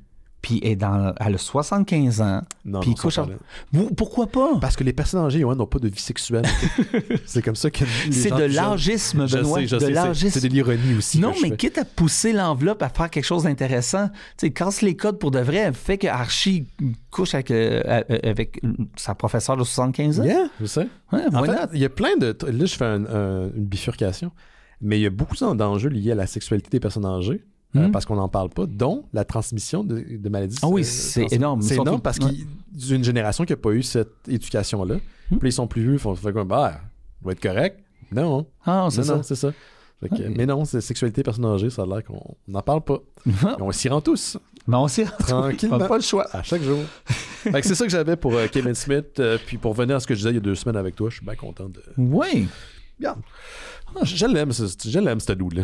Mais parlant de dating puis de moi, je te fais les segways là, aujourd'hui de MTS. On dit ITS. Tinder est une app pour se rencontrer et peut-être l'âme sœur, peut-être une soirée. Ouais. Eh bien, une nouvelle app est en train d'être développée s'appelant Ludocine. Ou Ludocine. Je sais pas comment le dire parce que... On dirait le nom d'un personnage de Kingdom Come. J'aurais dû le rentrer dans genre... Kingdom Heart. Dans Google. Oui, c'est vrai. Mais c'est une... J'aurais dû le rentrer dans Google puis le faire lire. Comme ça, oui, pour faire comme Simon. Oui. C'est une app pour te matcher, mais avec un jeu vidéo. Donc, pas un autre joueur. C'est juste que... En ce moment, il y a tellement de jeux vidéo qui sortent. Je trouve l'idée est quand même bonne, mais je sais pas comment ça va vraiment fonctionner. Là. J'ai des réserves. Mais l'année passée, en 2024, juste sur Steam, sur PC, sur Steam, il y a eu 19 000 nouveaux jeux en 1 an. C'est énorme. C'est débile. Je sais même pas. Je pourrais même pas en nommer 10. C'est 365 jeux par semaine. Ça n'a pas de sens. Ça n'a pas d'allure. Ouais. Puis, on va s'entendre qu'il y a des très bons jeux. Que 90% c'est des jeux de cellulaire de marde. Mais oui, non, mais tu sais, il va y avoir des très bons jeux, il va y avoir des jeux très médiocres, une énorme, tu sais, il y en a plein, tu sais, de jeux médiocres. Mais entre les deux, il y a des jeux indépendants avec des plus petits budgets qui sont perdus dans l'eau, qui sont des excellents jeux, mais ils n'ont pas le budget pour le marketing, ils n'ont pas le budget de se démarquer, puis il n'y a pas un Twitcher quelque part qui a décidé de l'essayer puis que ça devient une sensation du jour au lendemain. Fait que donc, ça se perd, ça disparaît. Ces jeux-là qui sont excellents se perdent du jour au lendemain puis que personne ne va les essayer. Bien, cette app-là veut diriger les joueurs selon tes goûts, à ces jeux-là oubliés qui sont excellents. OK, c'est pas une affaire de dating. C'est pas de... Non, c'est du dating entre toi et un objet virtuel de jeu vidéo. Ouais. Je sais pas. Non. Hey, n'importe quelle relation. Il y a du monde qui marie toutes sortes d'affaires. C'est correct. Moi, j'ai vu d'ailleurs un épisode écouter un épisode du Daily, le podcast du New York Times, où une dame est en relation avec ChatGPT. Ben, je peux le croire. C'est un peu troublant. Non, moi, tu sais, je peux le croire. Elle était mariée aussi, cette femme-là. Oui. Ah, ça, c'est plus compliqué, là. Ouais, c'est ça. Je peux le comprendre, mais si tu regardes, exemple, la femme qui a marié la Tour Eiffel, puis tout ça, tu sais, qu'elle avait ce syndrome-là que tu tombes en amour avec des objets. Oui, c'est quand même répandu. Oui, c'est ça. Donc, on est en 2025. Hey, on n'est pas longtemps sur Terre, là. Ouais, on est vraiment pas longtemps, c'est. You do you, vraiment boo. Pas, ouais. C'est comme, trouve ton bonheur. Mais bref, l'app, l'idée en arrière de l'app, je la trouve bonne pour essayer de trouver des jeux indépendants qui n'auraient peut-être pas eu la chance, puis que, tu sais, moi, je joue énormément de jeux indépendants, puis je découvre, surtout grâce à Game Pass, j'essaie des styles qui sont pas nécessairement quelque chose que je jouerais habituellement, puis je découvre des jeux qui sont absolument hallucinants, puis que j'adore. Mais cette app-là, ça va aider encore plus. L'app, elle va être gratuite. L'endroit où c'est que j'ai une réserve, on vient de le dire, c'est 19 000 jeux par année. L'app est gratuite. Comment tu vas faire un database puis cibler ces jeux-là, oublier, tu sais-tu comment ils sont bons? C'est comme, je trouve le travail a l'air tellement immense de trouver ces bijoux-là comme mais cachés. Qu'est-ce qu'ils vont faire? C'est qu'ils vont... Parce que c'est qui disait ça? C'était Sophie sur Décideret. Je trouvais ça tellement brillant. Elle dit c'est gratuit si vous le produit. Oui, ça, c'est la réalité, c'est qu'ils vont prendre ce data-là pour utiliser puis revendre ça à des brokers de data. Là. Oh oui, c'est sûr. C'est la raison. C'est comme ça qu'ils vont faire du cash. Mais j'avoue que... Mais tu sais, en même temps... Mais pour que... Tu sais, que ce soit ça le but, puis de faire... de revendre ça des brokers d'information, ou même, comme les compagnies de jeux vidéo vont pouvoir payer l'app pour dire, hey, si quelqu'un cherche un jeu d'aventure, je veux être dans les top 3. Ça va être écrit sponsor en haut. Je veux apparaître. Mais la réalité, c'est que voici la promesse, mais dans l'exécution, ça peut être autre chose. Oui, ils promettent de peut-être mettre de l'avant des jeux plus indie ou oubliés et autres, mais la réalité, c'est que cette technologie-là est créée par des humains. Puis ça veut pas dire que tes goûts vont vraiment être reflétés dans le choix qui va être fait. Il y a ça, puis il y a le fait que comment tu passes à travers 19 000... L'équipe que ça prend pour passer à travers le 19 000 jeux par année, puis de dire, ça, c'est de la boîte, ça, c'est bon. Ça va être sur des critères excessivement nébuleux puis plus ou moins solides. Ça fait que l'idée est bonne. Je suis très curieux de voir l'exécution de la chose. Mais bon, ça sort en août. Okay. Donc, laissez tomber Tinder. C'est le temps que vous rencontrez le jeu de votre rêve. Laissez tomber Tinder, point, parce que c'est rendu un fou de poubelle. Hey, moi, je suis tellement content d'être marié. Là. Ah, man, je suis tellement content pour toi, man. Mais j'haïs ça. J'haïs ça pour mourir. Par contre, je dois dire un truc. Il n'y a rien qui me fait plus chier que le monde soit c'est un catalogue humain. Puis, tu sais, quand tu rencontres quelqu'un dans la vraie vie, initialement, tu ne croyais pas tant que ça, cette personne-là. Mais non. Puis, il y a des chances que le physique t'attire, puis c'est ça qui fait que tu vas vers la dite personne. Il n'y a rien qui t'oblige sur Tinder et les autres applications comme Hinge de forcer de jaser avec les gens. Puis, c'est juste une première amorce. Moi, j'ai eu plein de belles rencontres grâce à ces applications-là. Je suis un casanier, je sors pas. Fait que c'est par où tu veux que je rencontre des gens. Oui, c'est ça. oui. Oui, il y a des gens qui vont utiliser ça comme pour dater de façon sérielle. Puis il y a du monde, c'est juste pour avoir des rencontres. Puis, tu sais, il y a le phénomène du ghosting. Puis je te garantis que le phénomène du ghosting, puis pour être sur cette application-là depuis un bout, là, les gens sont nerveux de rencontrer d'autres personnes. C'est gênant. T'es pas à l'aise. C'est de s'exposer, de montrer un intérêt, même si c'était... C'est pas plus facile parce que t'as une application, puis c'est pas moins valable, c'est quelque chose qui est bâti au final. C'est ça que je voulais dire. Oh, oui. Ben oui. Mon petit rant. Hey, si jamais la personne de votre rêve, puis vous vous mariez, puis tout, tu l'as rencontré sur Tinder, ça n'enlève rien à votre histoire. En ce moment, je pense que c'est 60%, c'était même plus haut que ça. Genre le 3/4 des rencontres se font par le biais des apps. Bon, mais là, tu sais, on voit... il faut être de son époque. Mes grands-parents, man, du côté paternel, se sont rencontrés dans des petites annonces dans le journal. Oui, il y avait beaucoup de ça avant. C'est ça, ben regarde, ça c'est quoi? C'est le fucking Hinge de l'époque. Là. Ouais. Puis il n'y avait pas de photo, là. Je pense que c'était juste un petit encadré, puis c'est comme ça qu'ils se sont rencontrés. Puis regarde, turn out right for me. Ben Je oui. suis là, j'existe. Tu vois? Bravo, grand-papa. Bravo. Bon move. Bon mot, grand-papa. Je pense que c'est ma grand-mère qui a fait la petite annonce en plus. Ah, ouais. Ouais. Mes parents se sont rencontrés dans un party. C'est vrai? Ouais. En quelle année tes parents se sont rencontrés? Oh, là, je pourrais pas dire l'année À exacte. peu là. près? Non, je sais pas. Je pense que j'ai comme le feeling qu'ils se sont rencontrés longtemps avant de vous savoir, toi puis ta Ça sœur. se peut, ouais. Ouais. Ouais. Love at first sight. Ouais. OK, moi j'ai une petite nouvelle comme ici. Je parlais tantôt de Marvel Comics. J'y reviens d'une certaine façon. Puis après avoir tenu différents rôles au sein de Marvel Comics, l'éditeur en chef ou ex-éditeur en chef puis ex-creative officer Joe Quesada, qui a été aussi un artiste chez Marvel pendant longtemps, a fini par quitter récemment pour fonder une maison d'édition qui s'appelle Amazing Comics du côté de l'étiquette ou la bannière Mad Cave Studios. Mad Cave Studios, là, c'est la société qui nous a amené le fameux Ataboy dont on a parlé il y a plusieurs semaines, dont on a beaucoup aimé. Oui. Donc Quesada, c'est un gars de comics, c'est un gars qui est dans la business depuis longtemps, puis après avoir passé beaucoup d'années chez Marvel, il a passé au travers même de l'achat de Disney, tout ça, il a décidé de quitter le navire et de vendre, et de plutôt bâtir Amazing Comics. Puis je suis bien intrigué de voir ce qui va sortir de là, parce que Joe Quesada, c'est quand même un gars que j'estime énormément ce que lui a eu comme contribution, mais en tant aussi que leader. Ça a l'air je trouve qu'il était un bon leader chez Marvel dans le temps. Mais là, il revient chez Marvel brièvement pour un projet, une mini-série de 6 numéros d'une série qui s'appelle The World to Come, une histoire de Black Panther. En tant qu'écrivain ou... Il va dessiner cette série-là, parce que c'est un dessinateur à la base, c'est un très bon dessinateur d'ailleurs, il a un style assez unique. Donc il revient pour ce 6 numéros-là de Black Panther, The World to Come, et il va être jumelé... non, excuse-moi, c'est ça, il va être jumelé à un co-scénariste qui s'appelle Christopher Priest, si je me souviens bien. Voilà, Christopher Priest. Et ce qui est intriguant de cette mini-série-là, c'est non seulement un retour de Quesada, mais aussi le fait que ça va être publié sous l'étiquette Marvel Knights. Et je ne sais pas si tu te souviens de Marvel Knights. C'est une étiquette que Quesada lui-même a fondée dans les années 90, en 98, et qui se voulait une étiquette pour un public averti. Donc, on prenait des histoires dans l'univers de Marvel, des personnages de Marvel, puis on les mettait une coche plus intense, plus mature. C'était comme le proto-Max. Tu sais, il y a eu Marvel Max après. Oui, c'est vrai. Ouais. Marvel Max qui avait, entre autres, la série de Punisher. Oui, de Garth Ennis, qui, à ce jour, n'est pas disponible sur l'application de Marvel Unlimited. C'est vraiment violent. C'est super bon. J'ai l'impression qu'ils veulent pas mélanger les cartes, mais elle n'est pas sur l'application. C'est très violent. Toi, d'ailleurs, tu te fais buter en tant que personnage dans cette série-là. Quand Garth Ennis est parti, il y a eu 6 Hours to Live, qui était un trade tout de suite après.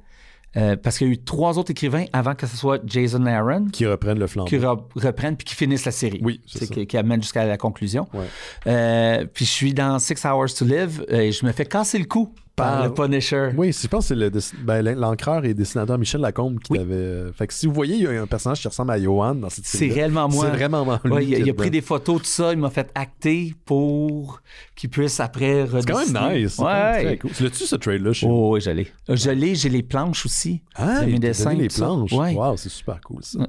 Donc, Marvel Knights, ça a été fondé en 98. Et tantôt, on vous parlait de la série de Kevin Smith, Guardian Devil. C'est, entre autres, un des comics qui a été publié sous Marvel Knights. Et habituellement, Marvel Knights, quoique c'est pas toujours le cas, mais c'est souvent le cas, c'est canon. Donc, ça fait partie du canon de Marvel Comics. Et cette série-là va parler de l'univers de Wakanda après la mort de T'Challa, le Black Panther. Oh, wow! Donc, il va sûrement revenir, là, je vous cache rien. Là. Personne meurt longtemps. Exactement, puis c'est correct. Moi, ça me dérange pas, ça fait partie des codes. En même temps, personne meurt longtemps. Oui, il y en a qui sont morts longtemps. Oui, Jean Grey était mort très très longtemps avant qu'il la ramène. Là. Oui. C'est correct que tout le monde revienne. Oui. Mais des fois, ils nous ont fait patienter vraiment. Oui. Puis tu sais, moi ce que j'aime, c'est de voir les répercussions. Oui. À exception près, l'univers de Marvel Unlimited, je pense que les gens ne reviennent pas d'entre les morts. Non, c'est vrai. Mais dans, classique Marvel Comics, DC Comics, ils reviennent. Fait que c'est ça. Mini-série, je pense qu'elle est canon, quoiqu'elle ne s'est pas spécifiée. Puis je suis bien curieux. Le premier numéro de cette série de 6 va sortir en juin 2025. Oh. Voilà. Fait que je suis bien intrigué, bien content que Joe Quesada revient. Puis, est-ce que ça va raviver Marvel Knights? Il faut dire que Marvel Knights aussi avait été lancé à une époque où DC essayait de se remettre de leur faillite. Donc, ils essayaient des affaires.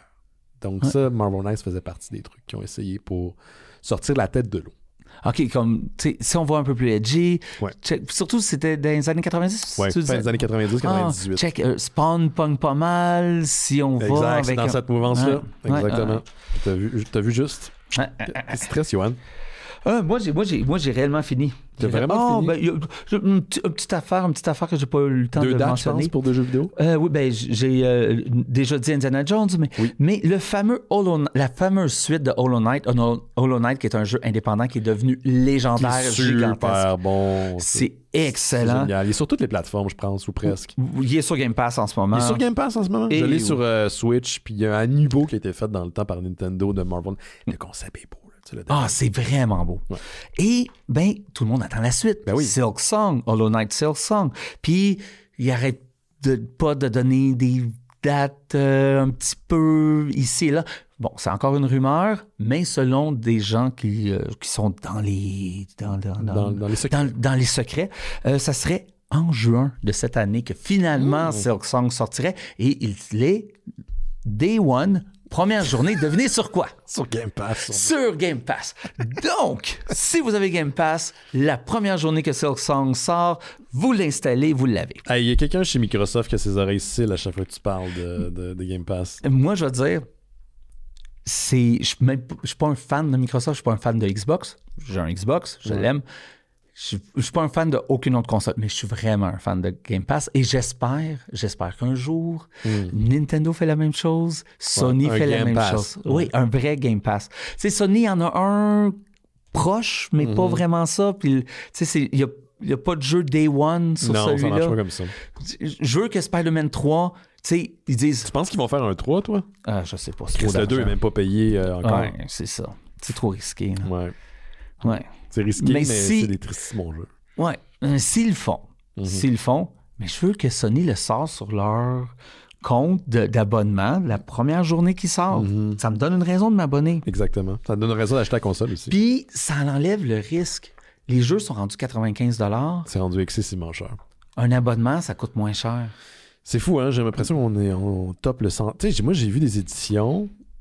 genre 130$, là, vous allez dire, c'est rien, mais c'est beaucoup d'argent. C'est beaucoup. C'est beaucoup d'argent, là. Mais c'est rien dans le sens qu'il y a des éditions qui sont encore plus chères que ça, là. Oui. Moi, j'attends, je peux pas me permettre ce genre d'affaires-là. Ça vaut pas la peine. J'ai pas de jeu qui m'excite autant pour attendre.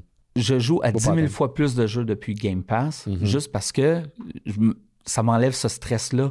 Tu sais, c'est stressant d'acheter un jeu à 100$, puis c'est comme, c'était correct. Faut voir les critiques. Faut t'attendre vraiment. Moi, j'en suis beaucoup certaines qui me parlent avant de faire un choix. Genre. Mais ça fait longtemps que j'achète un jeu Day One. Des fois, il y a des jeux absolument incroyables qui ont des critiques pas 100%, mais que le jeu est vraiment incroyable puis il mérite d'être joué quand même. Avec un système d'abonnement, t'enlèves ce stress-là. Ouais. Et aussi, qu'est-ce que j'espère que le système d'abonnement va faire, c'est des plus petits jeux plus denses. C'est-à-dire que le jeu dure... Au lieu de durer 40 heures, il en dure entre 8 et 12. Mais ton 8 et 12, il n'est pas rempli d'affaires à aller collectionner à gauche, à droite. C'est juste vraiment dense. L'histoire, puis tu as fini. Même, tu sais, un jeu de 3 heures, tu ne paierais pas 100$ pour un jeu de 3 heures. T'as-tu joué? Mais un jeu de 3 heures qui serait vraiment dense, fantastique, ça serait génial. T'as-tu joué, ou je pense que ta femme a joué, mais je ne suis pas certain, au jeu d'Harry Potter qui est sorti? Marie l'a fait à 100%. À 100%. Moi, c'est ça, là, je pense que c'est ça que tu m'avais dit qu'elle l'a fait à 100%. Moi, j'ai adoré ce jeu-là, j'ai beaucoup aimé l'univers qu'il me proposait. J'avais l'impression d'être dans un film. Puis j'aime les films, j'aime les livres, j'aime les films. La quantité de shit qu'il faut que tu collectionnes dans ce jeu-là, elle est à un point, à un moment donné, c'en est ridicule. C'est ridicule. J'ai vraiment l'impression de faire tout le temps la même chose. Le jeu est fantastique. Mais t'en as mis de la shit à collectionner dans ce jeu-là. Mais c'est ça, avec un système d'abonnement, t'en enlèves de ça, tu fais exactement le même jeu avec moins de collections, mais le jeu est plus court, oui, mais je peux me permettre de sortir un petit 2 heures de plus à tous les 6 mois. Tu fais juste quelque chose qui rajoute à ton histoire à tous les 6 mois. Ça serait le fun. Tu joues. C'est comme, ils viennent de sortir ça fait partie de mon abonnement, puis là, tu joues un petit 2 heures, ça serait parfait. Je vais me repartir une game, je vais te penser à ce jeu-là. J'espère qu'il... Je sais que le développeur a dit qu'il allait pas faire de suite, mais il faut qu'il fasse. Ah non, mais là, ils l'ont dit, ils font de suite. Oh, c'est trop d'argent. Donc, Warner Brothers sont allés chez eux, puis ont dit, voyez-vous le camion de cash qui est en train de reculer? C'est le premier de 10. Fait que, moi aussi, j'ai un dernier truc, Johan, si tu le permets. Puis c'est à propos d'un autre projet d'élan de nostalgie. On a parlé à l'émission, mais c'est une petite mise à jour, si on en croit quelqu'un qui est aussi dans les secrets. Un certain Daniel Richman, dont je vous parle souvent à l'émission. C'est quelqu'un qui rapporte souvent des nouvelles ou des rumeurs qui se concrétisent. Le gars, il semble avoir accès au milieu, je sais pas comment. Il fait surtout son journalisme, en guillemets, radiophonique, sur Twitter. Mais il y a aussi une plateforme d'abonnement style Patreon, donc c'est comme ça qu'il finance ses activités. Et là, récemment, il est allé dans le détail concernant quoi? Le retour de Buffy, qui avait été annoncé il n'y a pas si longtemps avec Sarah Michelle Gellar qui a signé pour participer à un projet qui est chapeauté par Chloé Zhao, qui a entre autres réalisé le fameux film Eternal, dont on se souvient tous. Qui est une grande fan de Buffy avouée. Et Sarah Michelle Gellar, de son aveu, n'a jamais voulu remettre les pieds dans cette franchise-là, mais quand elle a rencontré Chloé Zhao, ils ont fini par trouver un pitch, de se faire un pitch entre eux. Ils ont discuté. Puis apparemment, ils ont discuté pendant des heures. Des heures et je pense que ça a pris vraiment longtemps. Là, un bon bout de temps. Ils ont ri, ils ont pleuré. Oui, ça a l'air qu'en tout cas, ils ont eu assez de chimie pour qu'elle ait dit oui, OK, je vais signer, je suis on board. Puis le projet est en train d'être développé pour un pilote pour Hulu. Hulu qui est une plateforme américaine, mais qui est équivalent. Notre équivalent, il va être ici sur Disney+. Là, c'est pas mal certain. Hulu, c'est Disney+, hein, c'est ça? C'est pas Disney+, c'est américain. C'est possédé en grande partie par 20th Century Studios, quoique d'autres investisseurs Disney par le ricochet. Donc souvent, au Canada, la plateforme, leur série ou leur film exclusif, on les retrouve sur Disney+. Prey, le prequel de Predator, est un projet de Hulu, mais il était sous Disney+, du côté des Canadiens. Okay. Parce que nous sommes Canadiens encore. Oui. Et pour toujours. Donc, voilà. Donc, ça se retrouve sur du bois. Ouais, il faut que je trouve du bois en tabarnak. Là. Un bon beam. Donc, ce que Daniel Richman a rapporté, c'est en fait des détails concernant la distribution, mon cher. Parce qu'on n'avait pas de détails jusque-là. Prenez ça avec des grains de sel. Un grain de sel parce que ça reste des spéculations. Ça reste du domaine des rumeurs. Est-ce que Spike revient? C'est ma première question. Ce personnage. Dude, pour l'instant, il n'y a aucun personnage original à part Buffy qui a été confirmé selon les rumeurs de Richman. OK. Ce qu'on a, c'est une distribution de personnages qui vont faire partie de l'entourage d'un nouveau personnage principal qui s'appelle Nova, qui est la Buffy, si vous voulez, de cette nouvelle série, que Buffy Summers va mentorer. Ah, elle va être le nouveau Charles. Non, ouais, comme un genre de... Oui, exactement. Puis elle est présentée dans les rumeurs de Richman comme étant un rôle de soutien. Donc Nova serait le personnage principal, qui est une jeune femme une jeune fille qui est à l'école, qui est étudiante et qui essaie de combattre des vampires on the side comme Buffy l'a fait jadis dans la série d'origine. Abe, c'est son père de Nova, qui est un dévoué photojournaliste, un des personnages principaux. Mr. Burke, qui est le libraire de l'école avec un dark twist. Il devient lui-même un vampire. Est-ce que c'est un des Big Bad? C'est pas dit. C'est vraiment juste ça qu'on a comme descriptif. Cole, qui est c'est un confident alpha du groupe, donc genre le jocks du groupe, et un leader, donc qui va faire partie de ce qui sera la Scooby Gang de Nova. Hugo, un nerdy, genre qui a beaucoup d'argent, puis qui a un crush sur Nova. Gracie, meilleure amie de Nova, qui est obsédée par les mythes et qui est une grande fan elle-même de Buffy. Et Mia, qui est une addict des médias sociaux, qui se retrouve par accident absorbée dans l'univers du surnaturel à cause de Buffy et de Nova. Donc c'est un petit peu ce qu'on a pour détail. Je sais que Sarah Michelle Gellar récemment a dit que ça se concrétisait très vite. Donc quand ils ont eu le feu vert de Hulu, je pense que les choses se sont mis en branle vraiment rapidement pour un pilote. À ce jour, il n'y a pas de confirmation pour une série, mais il y a tellement d'enthousiasme autour du projet. D'après moi, il va y avoir au moins un pilote. Parce qu'ils vont faire leur cash. Ouais, je veux dire, tu me dis que Buffy revient, ils vont faire leur cash. C'est impossible. Puis j'espère qu'au moins qu'on voit le pilote éventuellement. Cette série-là, il faudrait au moins qu'on voit le pilote. Donc, ça s'en vient, on dirait. J'espère qu'on va avoir ça d'ici 2026. Moi, en tant que gros fan de Buffy, je suis vraiment content. Oui, moi aussi, très excité. Ouais. Même si les autres personnages reviennent juste peut-être en caméo. Tout ça, je trouve que James Master, qui joue Spike... Tabarnak. Beau monsieur. Il dirait bien, c'est un vampire. Ben oui, puis, mais je trouve que, tu sais, il mériterait de revenir. C'est tellement un personnage iconique, mais pas seulement ça. Je pense que James Master n'a pas fait énormément plus à l'extérieur. Il était un acteur de voix, puis tout ça. Puis c'est une très belle carrière. Absolument, très belle carrière. Mais je trouve qu'il reviendrait un petit peu dans son personnage iconique. Je suis sûr qu'ils peuvent trouver une raison pourquoi que Spike a légèrement vieilli. Oui, puis au pire, on l'explique pas plus d'attitude. Je veux dire, le monde sont pas épais. C'est ça. C'est ça. S'ils veulent la rajeunir physiquement en autant que la technologie soit bonne. Ah oui. Je sais pas si tu as vu la première saison de Star Trek Picard. Oui. Quand ils ont essayé de rajeunir Brent Spiner. Oui, non. C'était un cauchemar sur deux pattes. Oui, c'est ça. Puis la technologie est là. Je dis pas qu'elle est au point, mais je dis qu'elle est existante, puis éventuellement elle va être au point. Mais il y a toujours l'espèce de Uncanny Valley, l'effet de Uncanny Valley. Oui, un peu weird. Moi, j'aimerais beaucoup. Je sais que c'est pas toujours les gens qui sont fans de Buffy qui sont fans de la série Angel, mais moi, j'ai beaucoup aimé Angel, surtout la 4e saison, que je trouvais qui était extraordinaire. C'est fini, ça a vraiment fini en queue de poisson, Angel.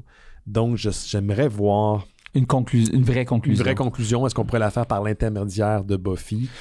Comme qu'il avait fait avec X-Files puis Millennium. Exactement. Il avait fini Millennium dans X-Files. Oui. C'est vrai, t'as raison. C'était un très bon épisode, d'ailleurs. Est-ce que ça pourrait être cette façon-là de conclure pour Angel? Je sais pas. Je suis aussi intrigué de savoir, là, ça m'étonnerait qu'il les considère, mais que si les séries comic books sont canon. Ce serait le fun. Ce serait le fun. Juste peut-être pas puiser à 100% dans cette lore-là, mais ce serait... Je sais pas. Est-ce qu'ils vont... Ou à tout moins s'en inspirer. Puis, malheureusement, la sœur de Buffy est morte dernièrement. Dawn, l'actrice, Michelle Trachtenberg, qui jouait dans Gossip Girl également, dans l'excellent Eurotrip, ce film-là. Oui, elle est décédée. L'acteur qui jouait Xander a des problèmes d'alcool intenses. Là. Il a été arrêté. Il n'est plus de carrière active à ma connaissance. Je sais pas si l'actrice qui jouait Willow serait intéressée. Peut-être. Charles, tu disais Charles tantôt, c'est Giles. Il y a des gens qui ont crié après nous autres à travers. OK, oui, c'est ça. Giles est encore là. Il paraît qu'il est très bien. Tu sais, on est plus vieux que Giles. Il est marié avec l'actrice qui jouait Willow. Non, tu te mélanges avec l'autre. L'autre qui jouait le deuxième Watcher, qui jouait dans Angel également. OK, c'est avec... je pensais qu'elle était mariée avec Giles. Non, pour de vrai, je pensais Non, elle est mariée avec ce gars-là dont le nom m'échappe, maudit le personnage. Fuck, il y a des gens qui me le crient en ce moment, je le sais. Mais c'est pas Giles. C'est le deuxième Watcher. OK. Il y a eu un Watcher qui a j'ai moins écouté Giles. Angel, ça fait que je le saurais pas. Bon. La première saison d'Angel, c'est comme la première saison de Buffy. C'est les bases. J'ai écouté les épisodes classiques comme celles qui sont en mopette. Tu sais, tout ça. C'est correct. C'était bien. Mais pour vrai, la série gagne avec le temps. La première saison, c'est très convenu. Puis plus ça va, plus c'est intéressant. OK, bon, faudrait que je le réécoute. Yes. On prend une petite pause rapide de Johan, puis on va parler de notre sujet de la semaine qui est Batman The First Night. Mais juste avant, je vous rappelle qu'on a un Patreon. C'est une plateforme par laquelle vous pouvez nous encourager, financer nos activités, faire en sorte qu'on fait des podcasts semaine après semaine depuis maintenant presque 20 ans. Ça va faire 20 ans en janvier prochain. Seigneur. C'est débile. J'ai une tête de cochon. Donc, si vous voulez nous encourager, il y a un bouton « Faire un don » sur notre site. Cliquez là-dessus, mystérieuxétonnant.com. Ça vous amène vers Patreon. Sinon, le lien est dans le descriptif de l'épisode. Et en échange de votre contribution, qui est l'équivalent d'un café par mois, vous faites en sorte qu'on existe. Je pose la question pour le livre Guinness des records. Oui. Sommes-nous un des plus vieux podcasts encore actifs?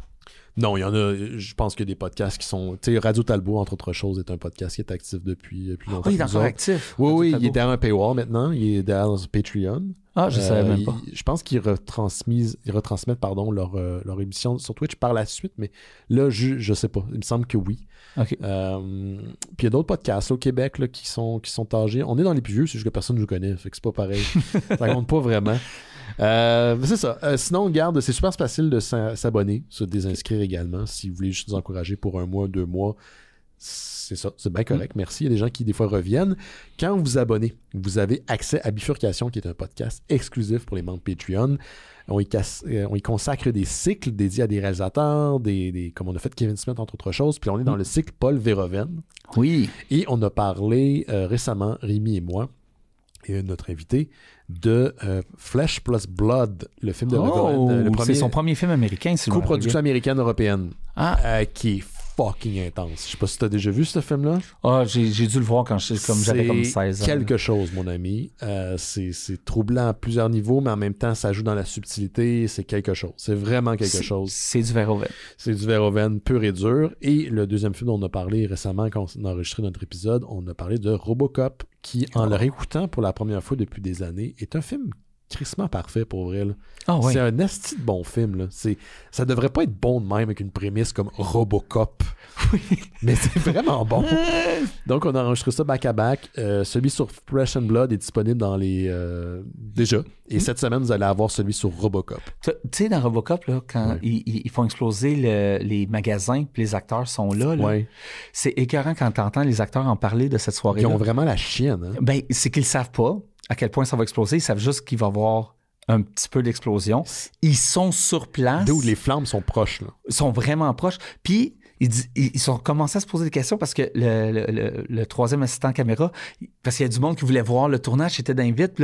Il était là, non, reculez, il va y avoir une explosion, reculez. Puis, c'est l'autre bord de la rue. Ouais. Puis les autres, étaient comme, oui, non, mais nous autres, ça nous pète dans le dos, là. Seigneur. Ah man, c'est tout un film. Pour vrai, c'est malade. Donc on a fait ces 2 épisodes-là. Sinon, quand vous abonnez, vous avez accès au catalogue complet. Donc on a plus de 158 épisodes, je pense, 157 épisodes de bifurcation qui existent là. Fait que vous avez le catalogue. Aussi, vous avez accès au Discord des Mystères Étonnants. C'est l'Internet, mais sans trop de cul. Yes. Donc, si vous abonnez au Patreon, écrivez-moi à travers la plateforme. Je vous envoie un lien. Ce lien-là est d'ailleurs valide juste pour 7 jours. Là, fait que si vous inscrivez, allez directement sur le Patreon, le Discord parce que vous allez perdre votre accès. Là. C'est important d'y aller. Puis c'est là que moi, je passe la plupart de mon temps. Moi, c'est mon seul réseau social. C'est ça. Moi, je veux dire, j'ai encore Instagram et toutes ces plateformes-là, mais c'est vraiment sur Discord que j'aime échanger, partager des articles, écouter de la lutte des fois le dimanche, écouter des films de temps en temps durant le temps des fêtes ou Halloween, on écoute souvent des films. Moi, j'écoute rien d'autre. Ouais, c'est vraiment une belle plateforme. Les gens sont cool, les conversations sont bonnes. Puis j'ai l'impression qu'on se fait du bien mutuellement aussi, dans le sens que une période. On se fait du bien. Ben, pas de cette façon-là. Peut-être. Attends, je connais pas le passé de tout le monde, là, mais les échanges de tout le monde. Mais c'est comme une plateforme où, tu sais, je pense qu'il y a une certaine partie de l'anxiété actuelle qui est digérée à travers le Discord. D'ailleurs, ça nous permet de rigoler puis de voir le good side of life, comme disait la chanson dans Monty Python. Si vous vous inscrivez au Discord et vous passez les douanes vers nos voisins du Sud, peut-être désactiver l'application le temps de votre transport parce qu'ils ont le droit de checker votre téléphone cellulaire. Il y a quelques meubles qui sont partagés sur le Discord des Mystères du Temps. Ça reste poli. Oui, mais tout le temps. C'est tout... Il n'y a rien qui dépasse. Non. On est plus dans l'absurde, je te dirais. Oui. C'est plus dans l'absurde puis dans le rire. Ouais. Mais tu vois, j'ai des gens autour de moi qui ont des plateformes sur Facebook puis ils administrent, puis ça devient comme des bêtes à un moment donné qui sont comme pognés avec. Puis moi, j'ai pas envie de faire ça. Genre. Fait que j'aime bien le paywall pour avoir une belle communauté comme sur Discord. Donc très voilà. Vous faites en sorte aussi qu'on produit Terre Humaine chez Isdor et Terre Kaiju, quoi que ça fait un bon bout de temps qu'on a eu un épisode. On est disponible partout, Apple Podcasts, YouTube Music, Spotify, Amazon Music et plus des 300 dernières archives des Mystérieux Étonnants sont disponibles sur notre site internet. Donc allez voir dans nos archives sur le site mystérieuxétonnants.com, ils sont toutes là. Puis c'est ça, on prend une petite pause et on revient dans quelques instants. Avec The Batman First Night de Dan Jurgens. J'ai hâte d'en parler. Perkins, moi aussi.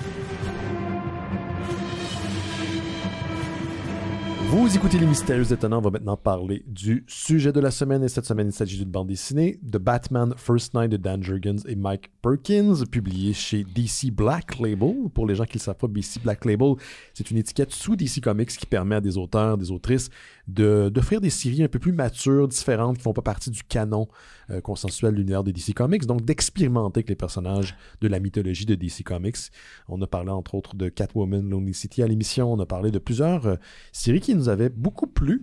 Je dois dire que je pense qu'on l'a spoilé un peu. Toi et moi, on a apprécié. J'ai vraiment beaucoup aimé la bande dessinée. Les deux, on va vous rappeler aussi qu'on spoil en dernière partie d'émission, donc si vous n'avez pas lu la bande dessinée et vous voulez la découvrir complètement frais, sans détails, sans rien, faites pause et revenez au show parce qu'on va en parler en détail. Donc, juste pour remettre un peu la table, Yoann, pour situer les gens, on est dans un univers d'un Gotham des années 40.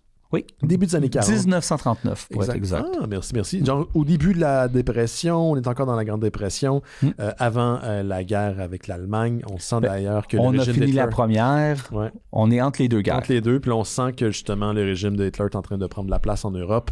Donc, même si on est aux États-Unis, on sent les répercussions, on sent qu'il y a quelque chose dans l'air. Et dans ce Gotham très pulp, très pulp comics, que Bruce Wayne commence à devenir le vigilante Batman, mais qui se fait appeler par les autorités de Batman. Donc, B-A-T-M-A-N.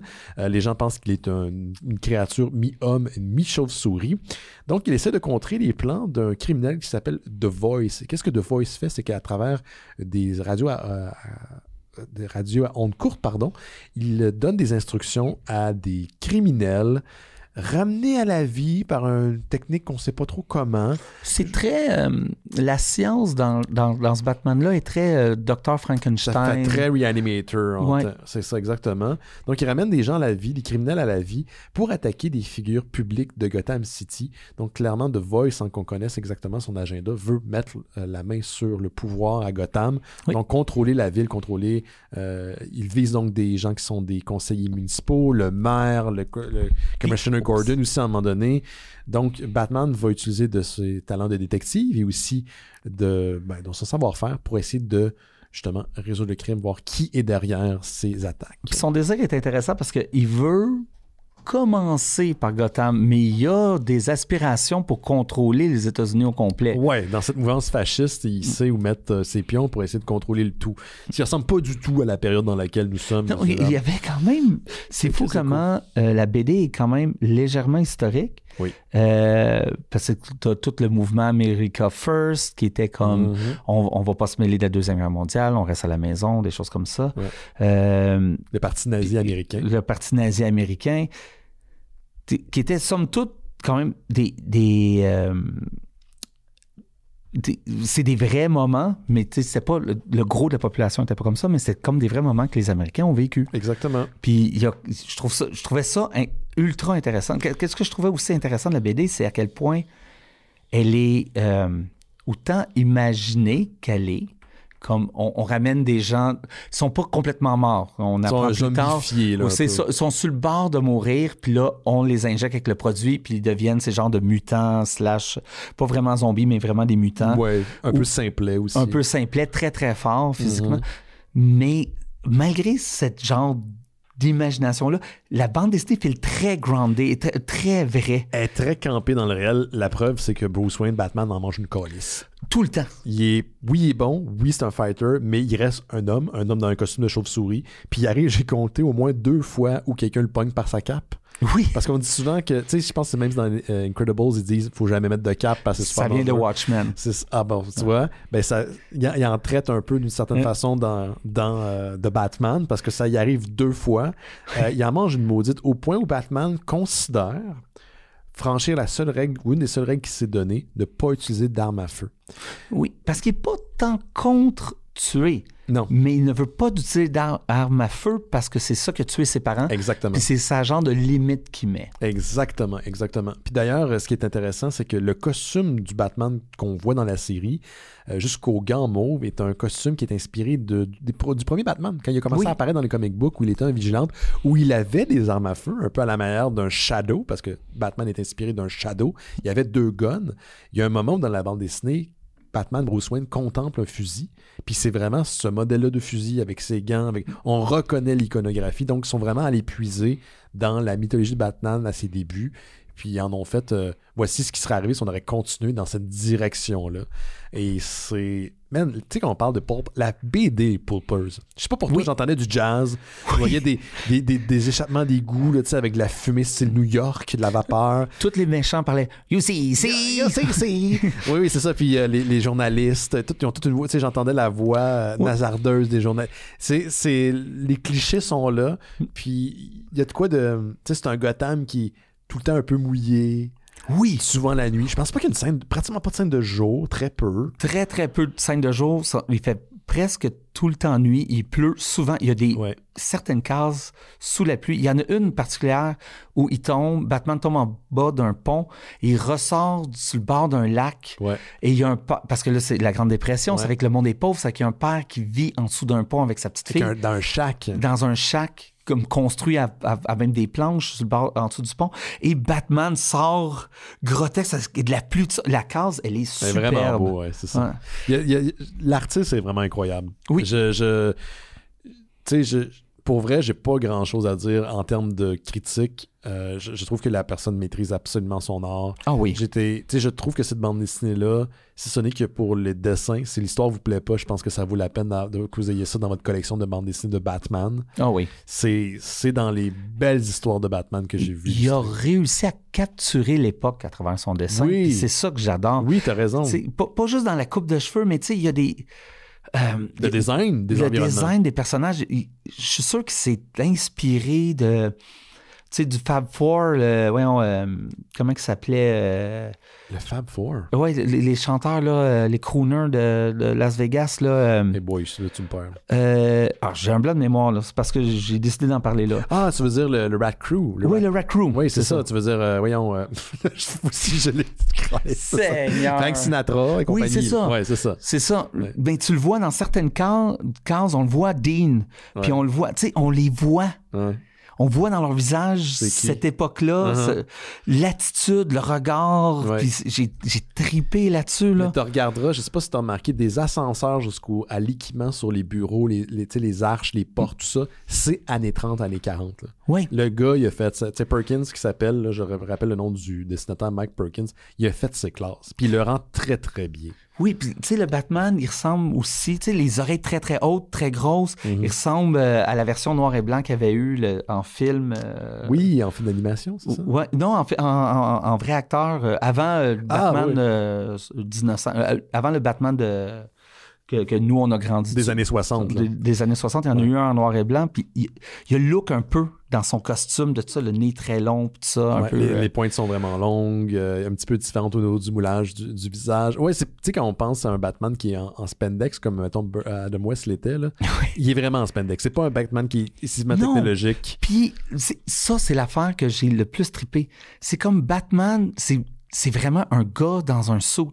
Oui, il a des connaissances en sciences. Oui, il est un bon détective, mais il n'y a pas de super ordinateur. Il n'y a rien. Il travaille de son garage. C'est un gros garage. Un gros garage, mais tu le sens. Il y a plein de petites bouteilles, tout ça, des petits kits de sciences de base, de chimie de base. Mais c'est un gars qui travaille dans son garage. C'est un gars qui s'est levé un matin et dit « Hey, je vais défendre Gotham, je vais me mettre une cape, je vais me mettre un chapeau. » Il y a comme quelque chose de tellement vrai dans tout ça, de la façon qu'il mange sa volée. Quand il saute dans le tas un moment donné contre de ces genres de mutants-là, puis un gars avec un Tommy gun, lui, il a pas de gun, puis là, il se met 2 points américains. Oui. Parce que c'est ça ma chance de la seule chose de ta gueule. Puis même là, il en mange une calice. Ah, il en mange une. Puis il finit par sauver. C'est là qu'il tombe en bas du pont pour se sauver parce que... Il n'y a pas le choix. Il n'a pas le choix. Il n'est pas un surhomme. Il n'est pas le grand maître en kung-fu qui a appris en montagne. C'est un gars qui a du guts. C'est un brawler. C'est un un gars qui a... Il a du toughness. C'est comme une mental toughness. Puis je vais foncer dans le tas. Puis qu'elle vienne que pourra. Puis j'ai pas peur. Mais je vais me faire péter la gueule. L'as-tu interprété comme c'est lui qui est comme un jeune Batman aussi, qui c'est pour ça que c'est peut-être qu'il est moins performant parce qu'il commence ce métier entre guillemets radiophonique. On le sent totalement que c'est ses premières fois qu'il sort. Ben, c'est ça aussi dans l'histoire, mais on le sent dans le récit qu'il n'est pas habile. Non. Il fait plein d'erreurs. Non. Mais ça le rend tellement humain. Ouais.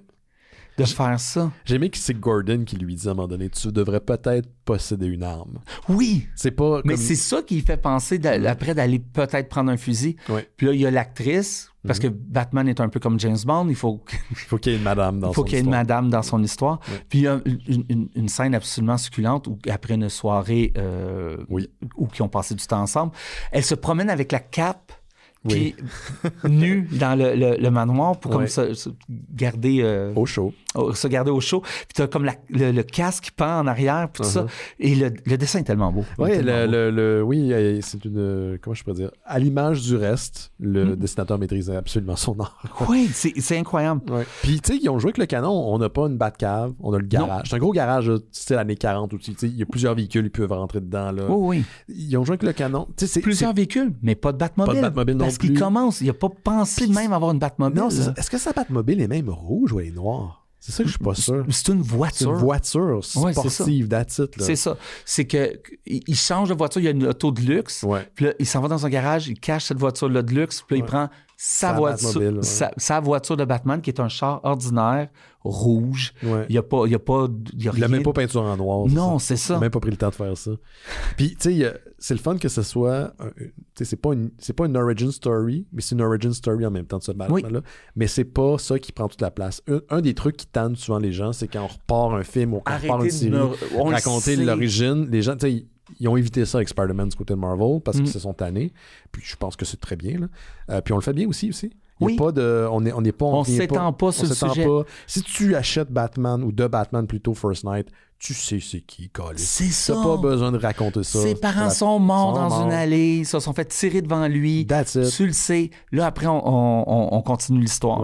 Ouais. Puis Gordon, il est ami avec Bruce Wayne parce qu'il était ami avec ses parents. Ouais. Ça fait qu'il décide de s'intéresser à la vie de Bruce Wayne et c'est that's it. Yep. C'est that's it. Ils ont une belle relation d'ailleurs, les deux. Je trouve que si Bruce Wayne est le personnage principal, pas loin derrière, Gordon est là. Il est dans ce qu'on appelle un first bill. Là. Oui, il fait partie du casting principal du film.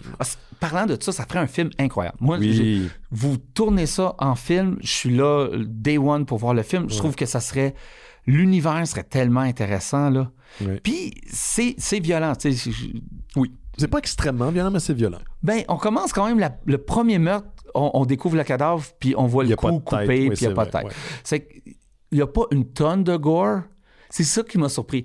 T'as le cou comme sectionné, puis la tête plus loin avec les yeux ouverts, qui est quand même assez violent, mais plus tard dans la bande dessinée, t'as le Tommy Gun, puis il tire dans des personnes, mais c'est des éclats de feu. Tu vois pas comme des éclats de sang. Mais ça a été une demande sûrement d'édition. Ouais. Pour pas que... En fait, sûrement que quand le dessinateur l'a dessiné en noir et blanc, ces splashes-là étaient ça se voulait peut-être des splashes de sang, mais au niveau de la coloration, ils ont décidé de mettre justement comme du feu. Là, c'est l'impact de la balle. C'est imagé rendu là. C'est pour pas représenter. C'est pas grave, on perd rien. On ne perd rien. Il y a plein d'autres moments que je trouve super intéressants du personnage de Batman, comme la première fois qu'il va voir Gordon, c'est la vraie première fois qu'il va le voir, puis ils se connaissent dans la vie, puis il a peur qu'il le reconnaît. C'est pas... qu'il garde sa cape devant lui. C'est ça, c'est pas écrit. C'est juste dans le dessin. Puis il fait vraiment le move à le fantôme de l'opéra. Puis Dracula un peu, là. Oui, un peu Dracula, là, c'est ça. Avec la cape devant le visage. Puis le mouvement du dessin, de la cape, tu le sens. Le mouvement de Batman qui doit se déplacer un peu mystiquement pour s'assurer que Gordon ne le reconnaît pas. Il y a plein de choses comme ça. Je l'ai vu moi aussi, parce que du coup, il est en train de mettre sa cape devant lui pour se cacher à la bouche. Puis il reste, tu le sens, tu le vois, là, il la joue un peu mystérieuse. C'est la version de Batman que, personnellement, moi, j'ai lu qui se rapproche le plus du Shadow. Shadow qui était une inspiration de Batman, bien sûr, je l'ai déjà dit tantôt. Mais c'est sa version moderne qui, pour moi, s'en rapproche le plus. J'ai full aimé ça.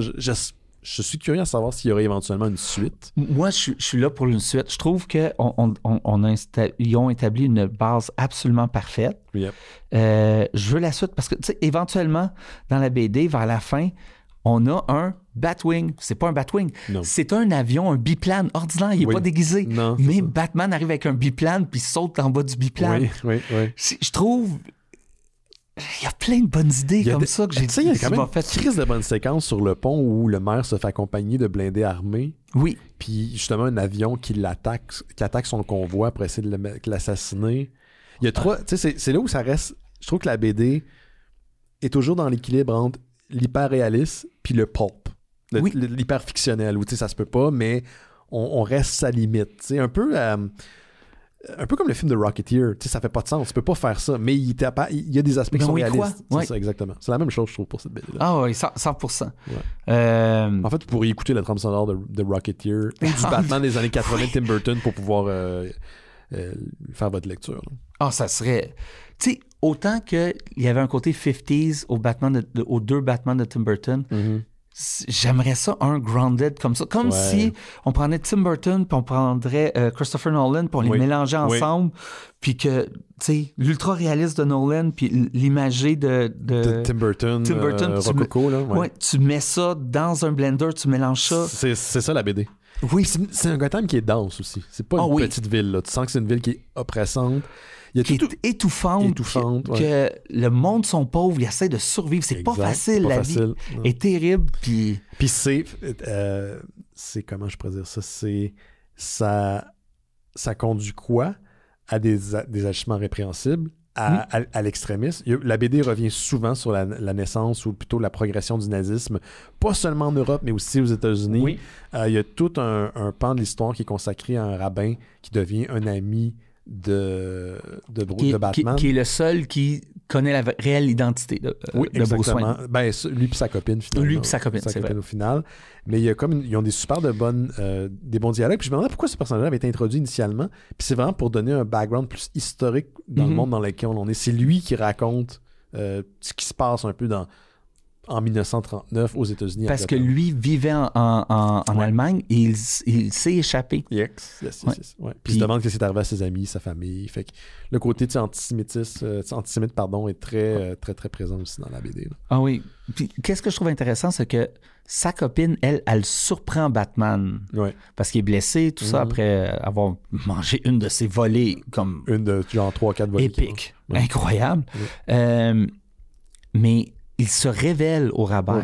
Parce qu'à ce moment-là, il est à son plus bas, le personnage est à son plus bas, et je pense qu'il se sent seul. C'est sa première fois qu'il devient Batman, puis il essaie d'apprendre c'est quoi être Batman lui-même. Alors qu'il ne sait même pas, puis il n'y a pas Alfred Pennyworth. Non. Alfred n'est pas présent. Il a déjà existé, on sait qu'il a déjà existé, mais il est retourné à Londres. Oui, il a quitté pour l'Europe. Puis ça, dans une série, j'aurais pas de problème qu'éventuellement Pennyworth revienne. Puis c'est une bonne façon. Puis, je veux le voir évoluer, je veux le voir apprendre, je veux le voir ses erreurs. Parce qu'il en mange une tabarnak. Non, il en mange une calice, pour vrai. Moi, je l'ai comparé dans ma tête au personnage de John McClane dans Die Hard. Tu sais, c'est un action hero, mais il en mange une maudite. Le Batman de Batman First Night en mange une maudite aussi. Ah oui. Il marche pas sur des éclats de verre, mais c'est tout comme. Il est brûlé à trois quarts du corps. Ouais, exact. Fait que je pense qu'on recommande la BD, Yoann. Oh, hautement. J'ai eu du plaisir du début à la fin. J'ai aimé les couleurs aussi. Ouais, c'est très beau. Seigneur. Ouais, ça reste une BD qui est sombre, mais très colorée. Oui, c'est tout en pastel. On dirait que les couleurs sont très pastel. Puis tout est sombre, puis tout à coup, tu as ces couleurs vives-là, pastel, qui ressortent. Je trouve que les contrastes sont vraiment très beaux. C'est vrai, tu m'as fait penser, il y a des moments où ils vont jouer avec la couleur, par exemple, on va mettre je sais pas, la fumée, elle est verte, parce que les lumières des néons sont vertes. Tu sens, t'entends, tu vois les néons, tu vois la couleur de ces rues-là qui sont désertes la nuit. Il y a de quoi de très... c'est la mythologie de l'urbain, je sais pas comment dire autrement. Là. Il y a de quoi de vraiment le fun. C'est vraiment une belle bande dessinée. Ah oui. Fait que la bande dessinée dont on a parlé, Yoann et moi, c'est Batman, ou plutôt The Batman First Night. Knight étant comme un chevalier, K-N-I-G-H-T. C'est du côté de DC Black Label, donc DC Comics. Puis c'est de Dan Jurgen et Mike Perkins. C'est ça, Yoann, on a fait le tour? Ben oui. Merci à toi. Merci à vous autres à la maison. N'oubliez pas d'aller faire un tour sur notre Patreon. Il y a un épisode récent de Bifurcation qui est consacré à Flash plus Blood et l'épisode consacré à Robocop qui s'en vient cette semaine. Donc, vous allez avoir 2 épisodes back-à-back. Puis, c'est pas mal ça. Il y aurait tout à dire. Non. Allez lire la BD. J'espère qu'il va y avoir une suite. Je trouverais que je trouverais ça dommage qu'il n'y ait pas de suite. On va voir. Peut-être. On va voir si ça se vend bien. Faites attention à vous autres. On se voit la semaine prochaine. Ciao. Bye-bye. Bye-bye.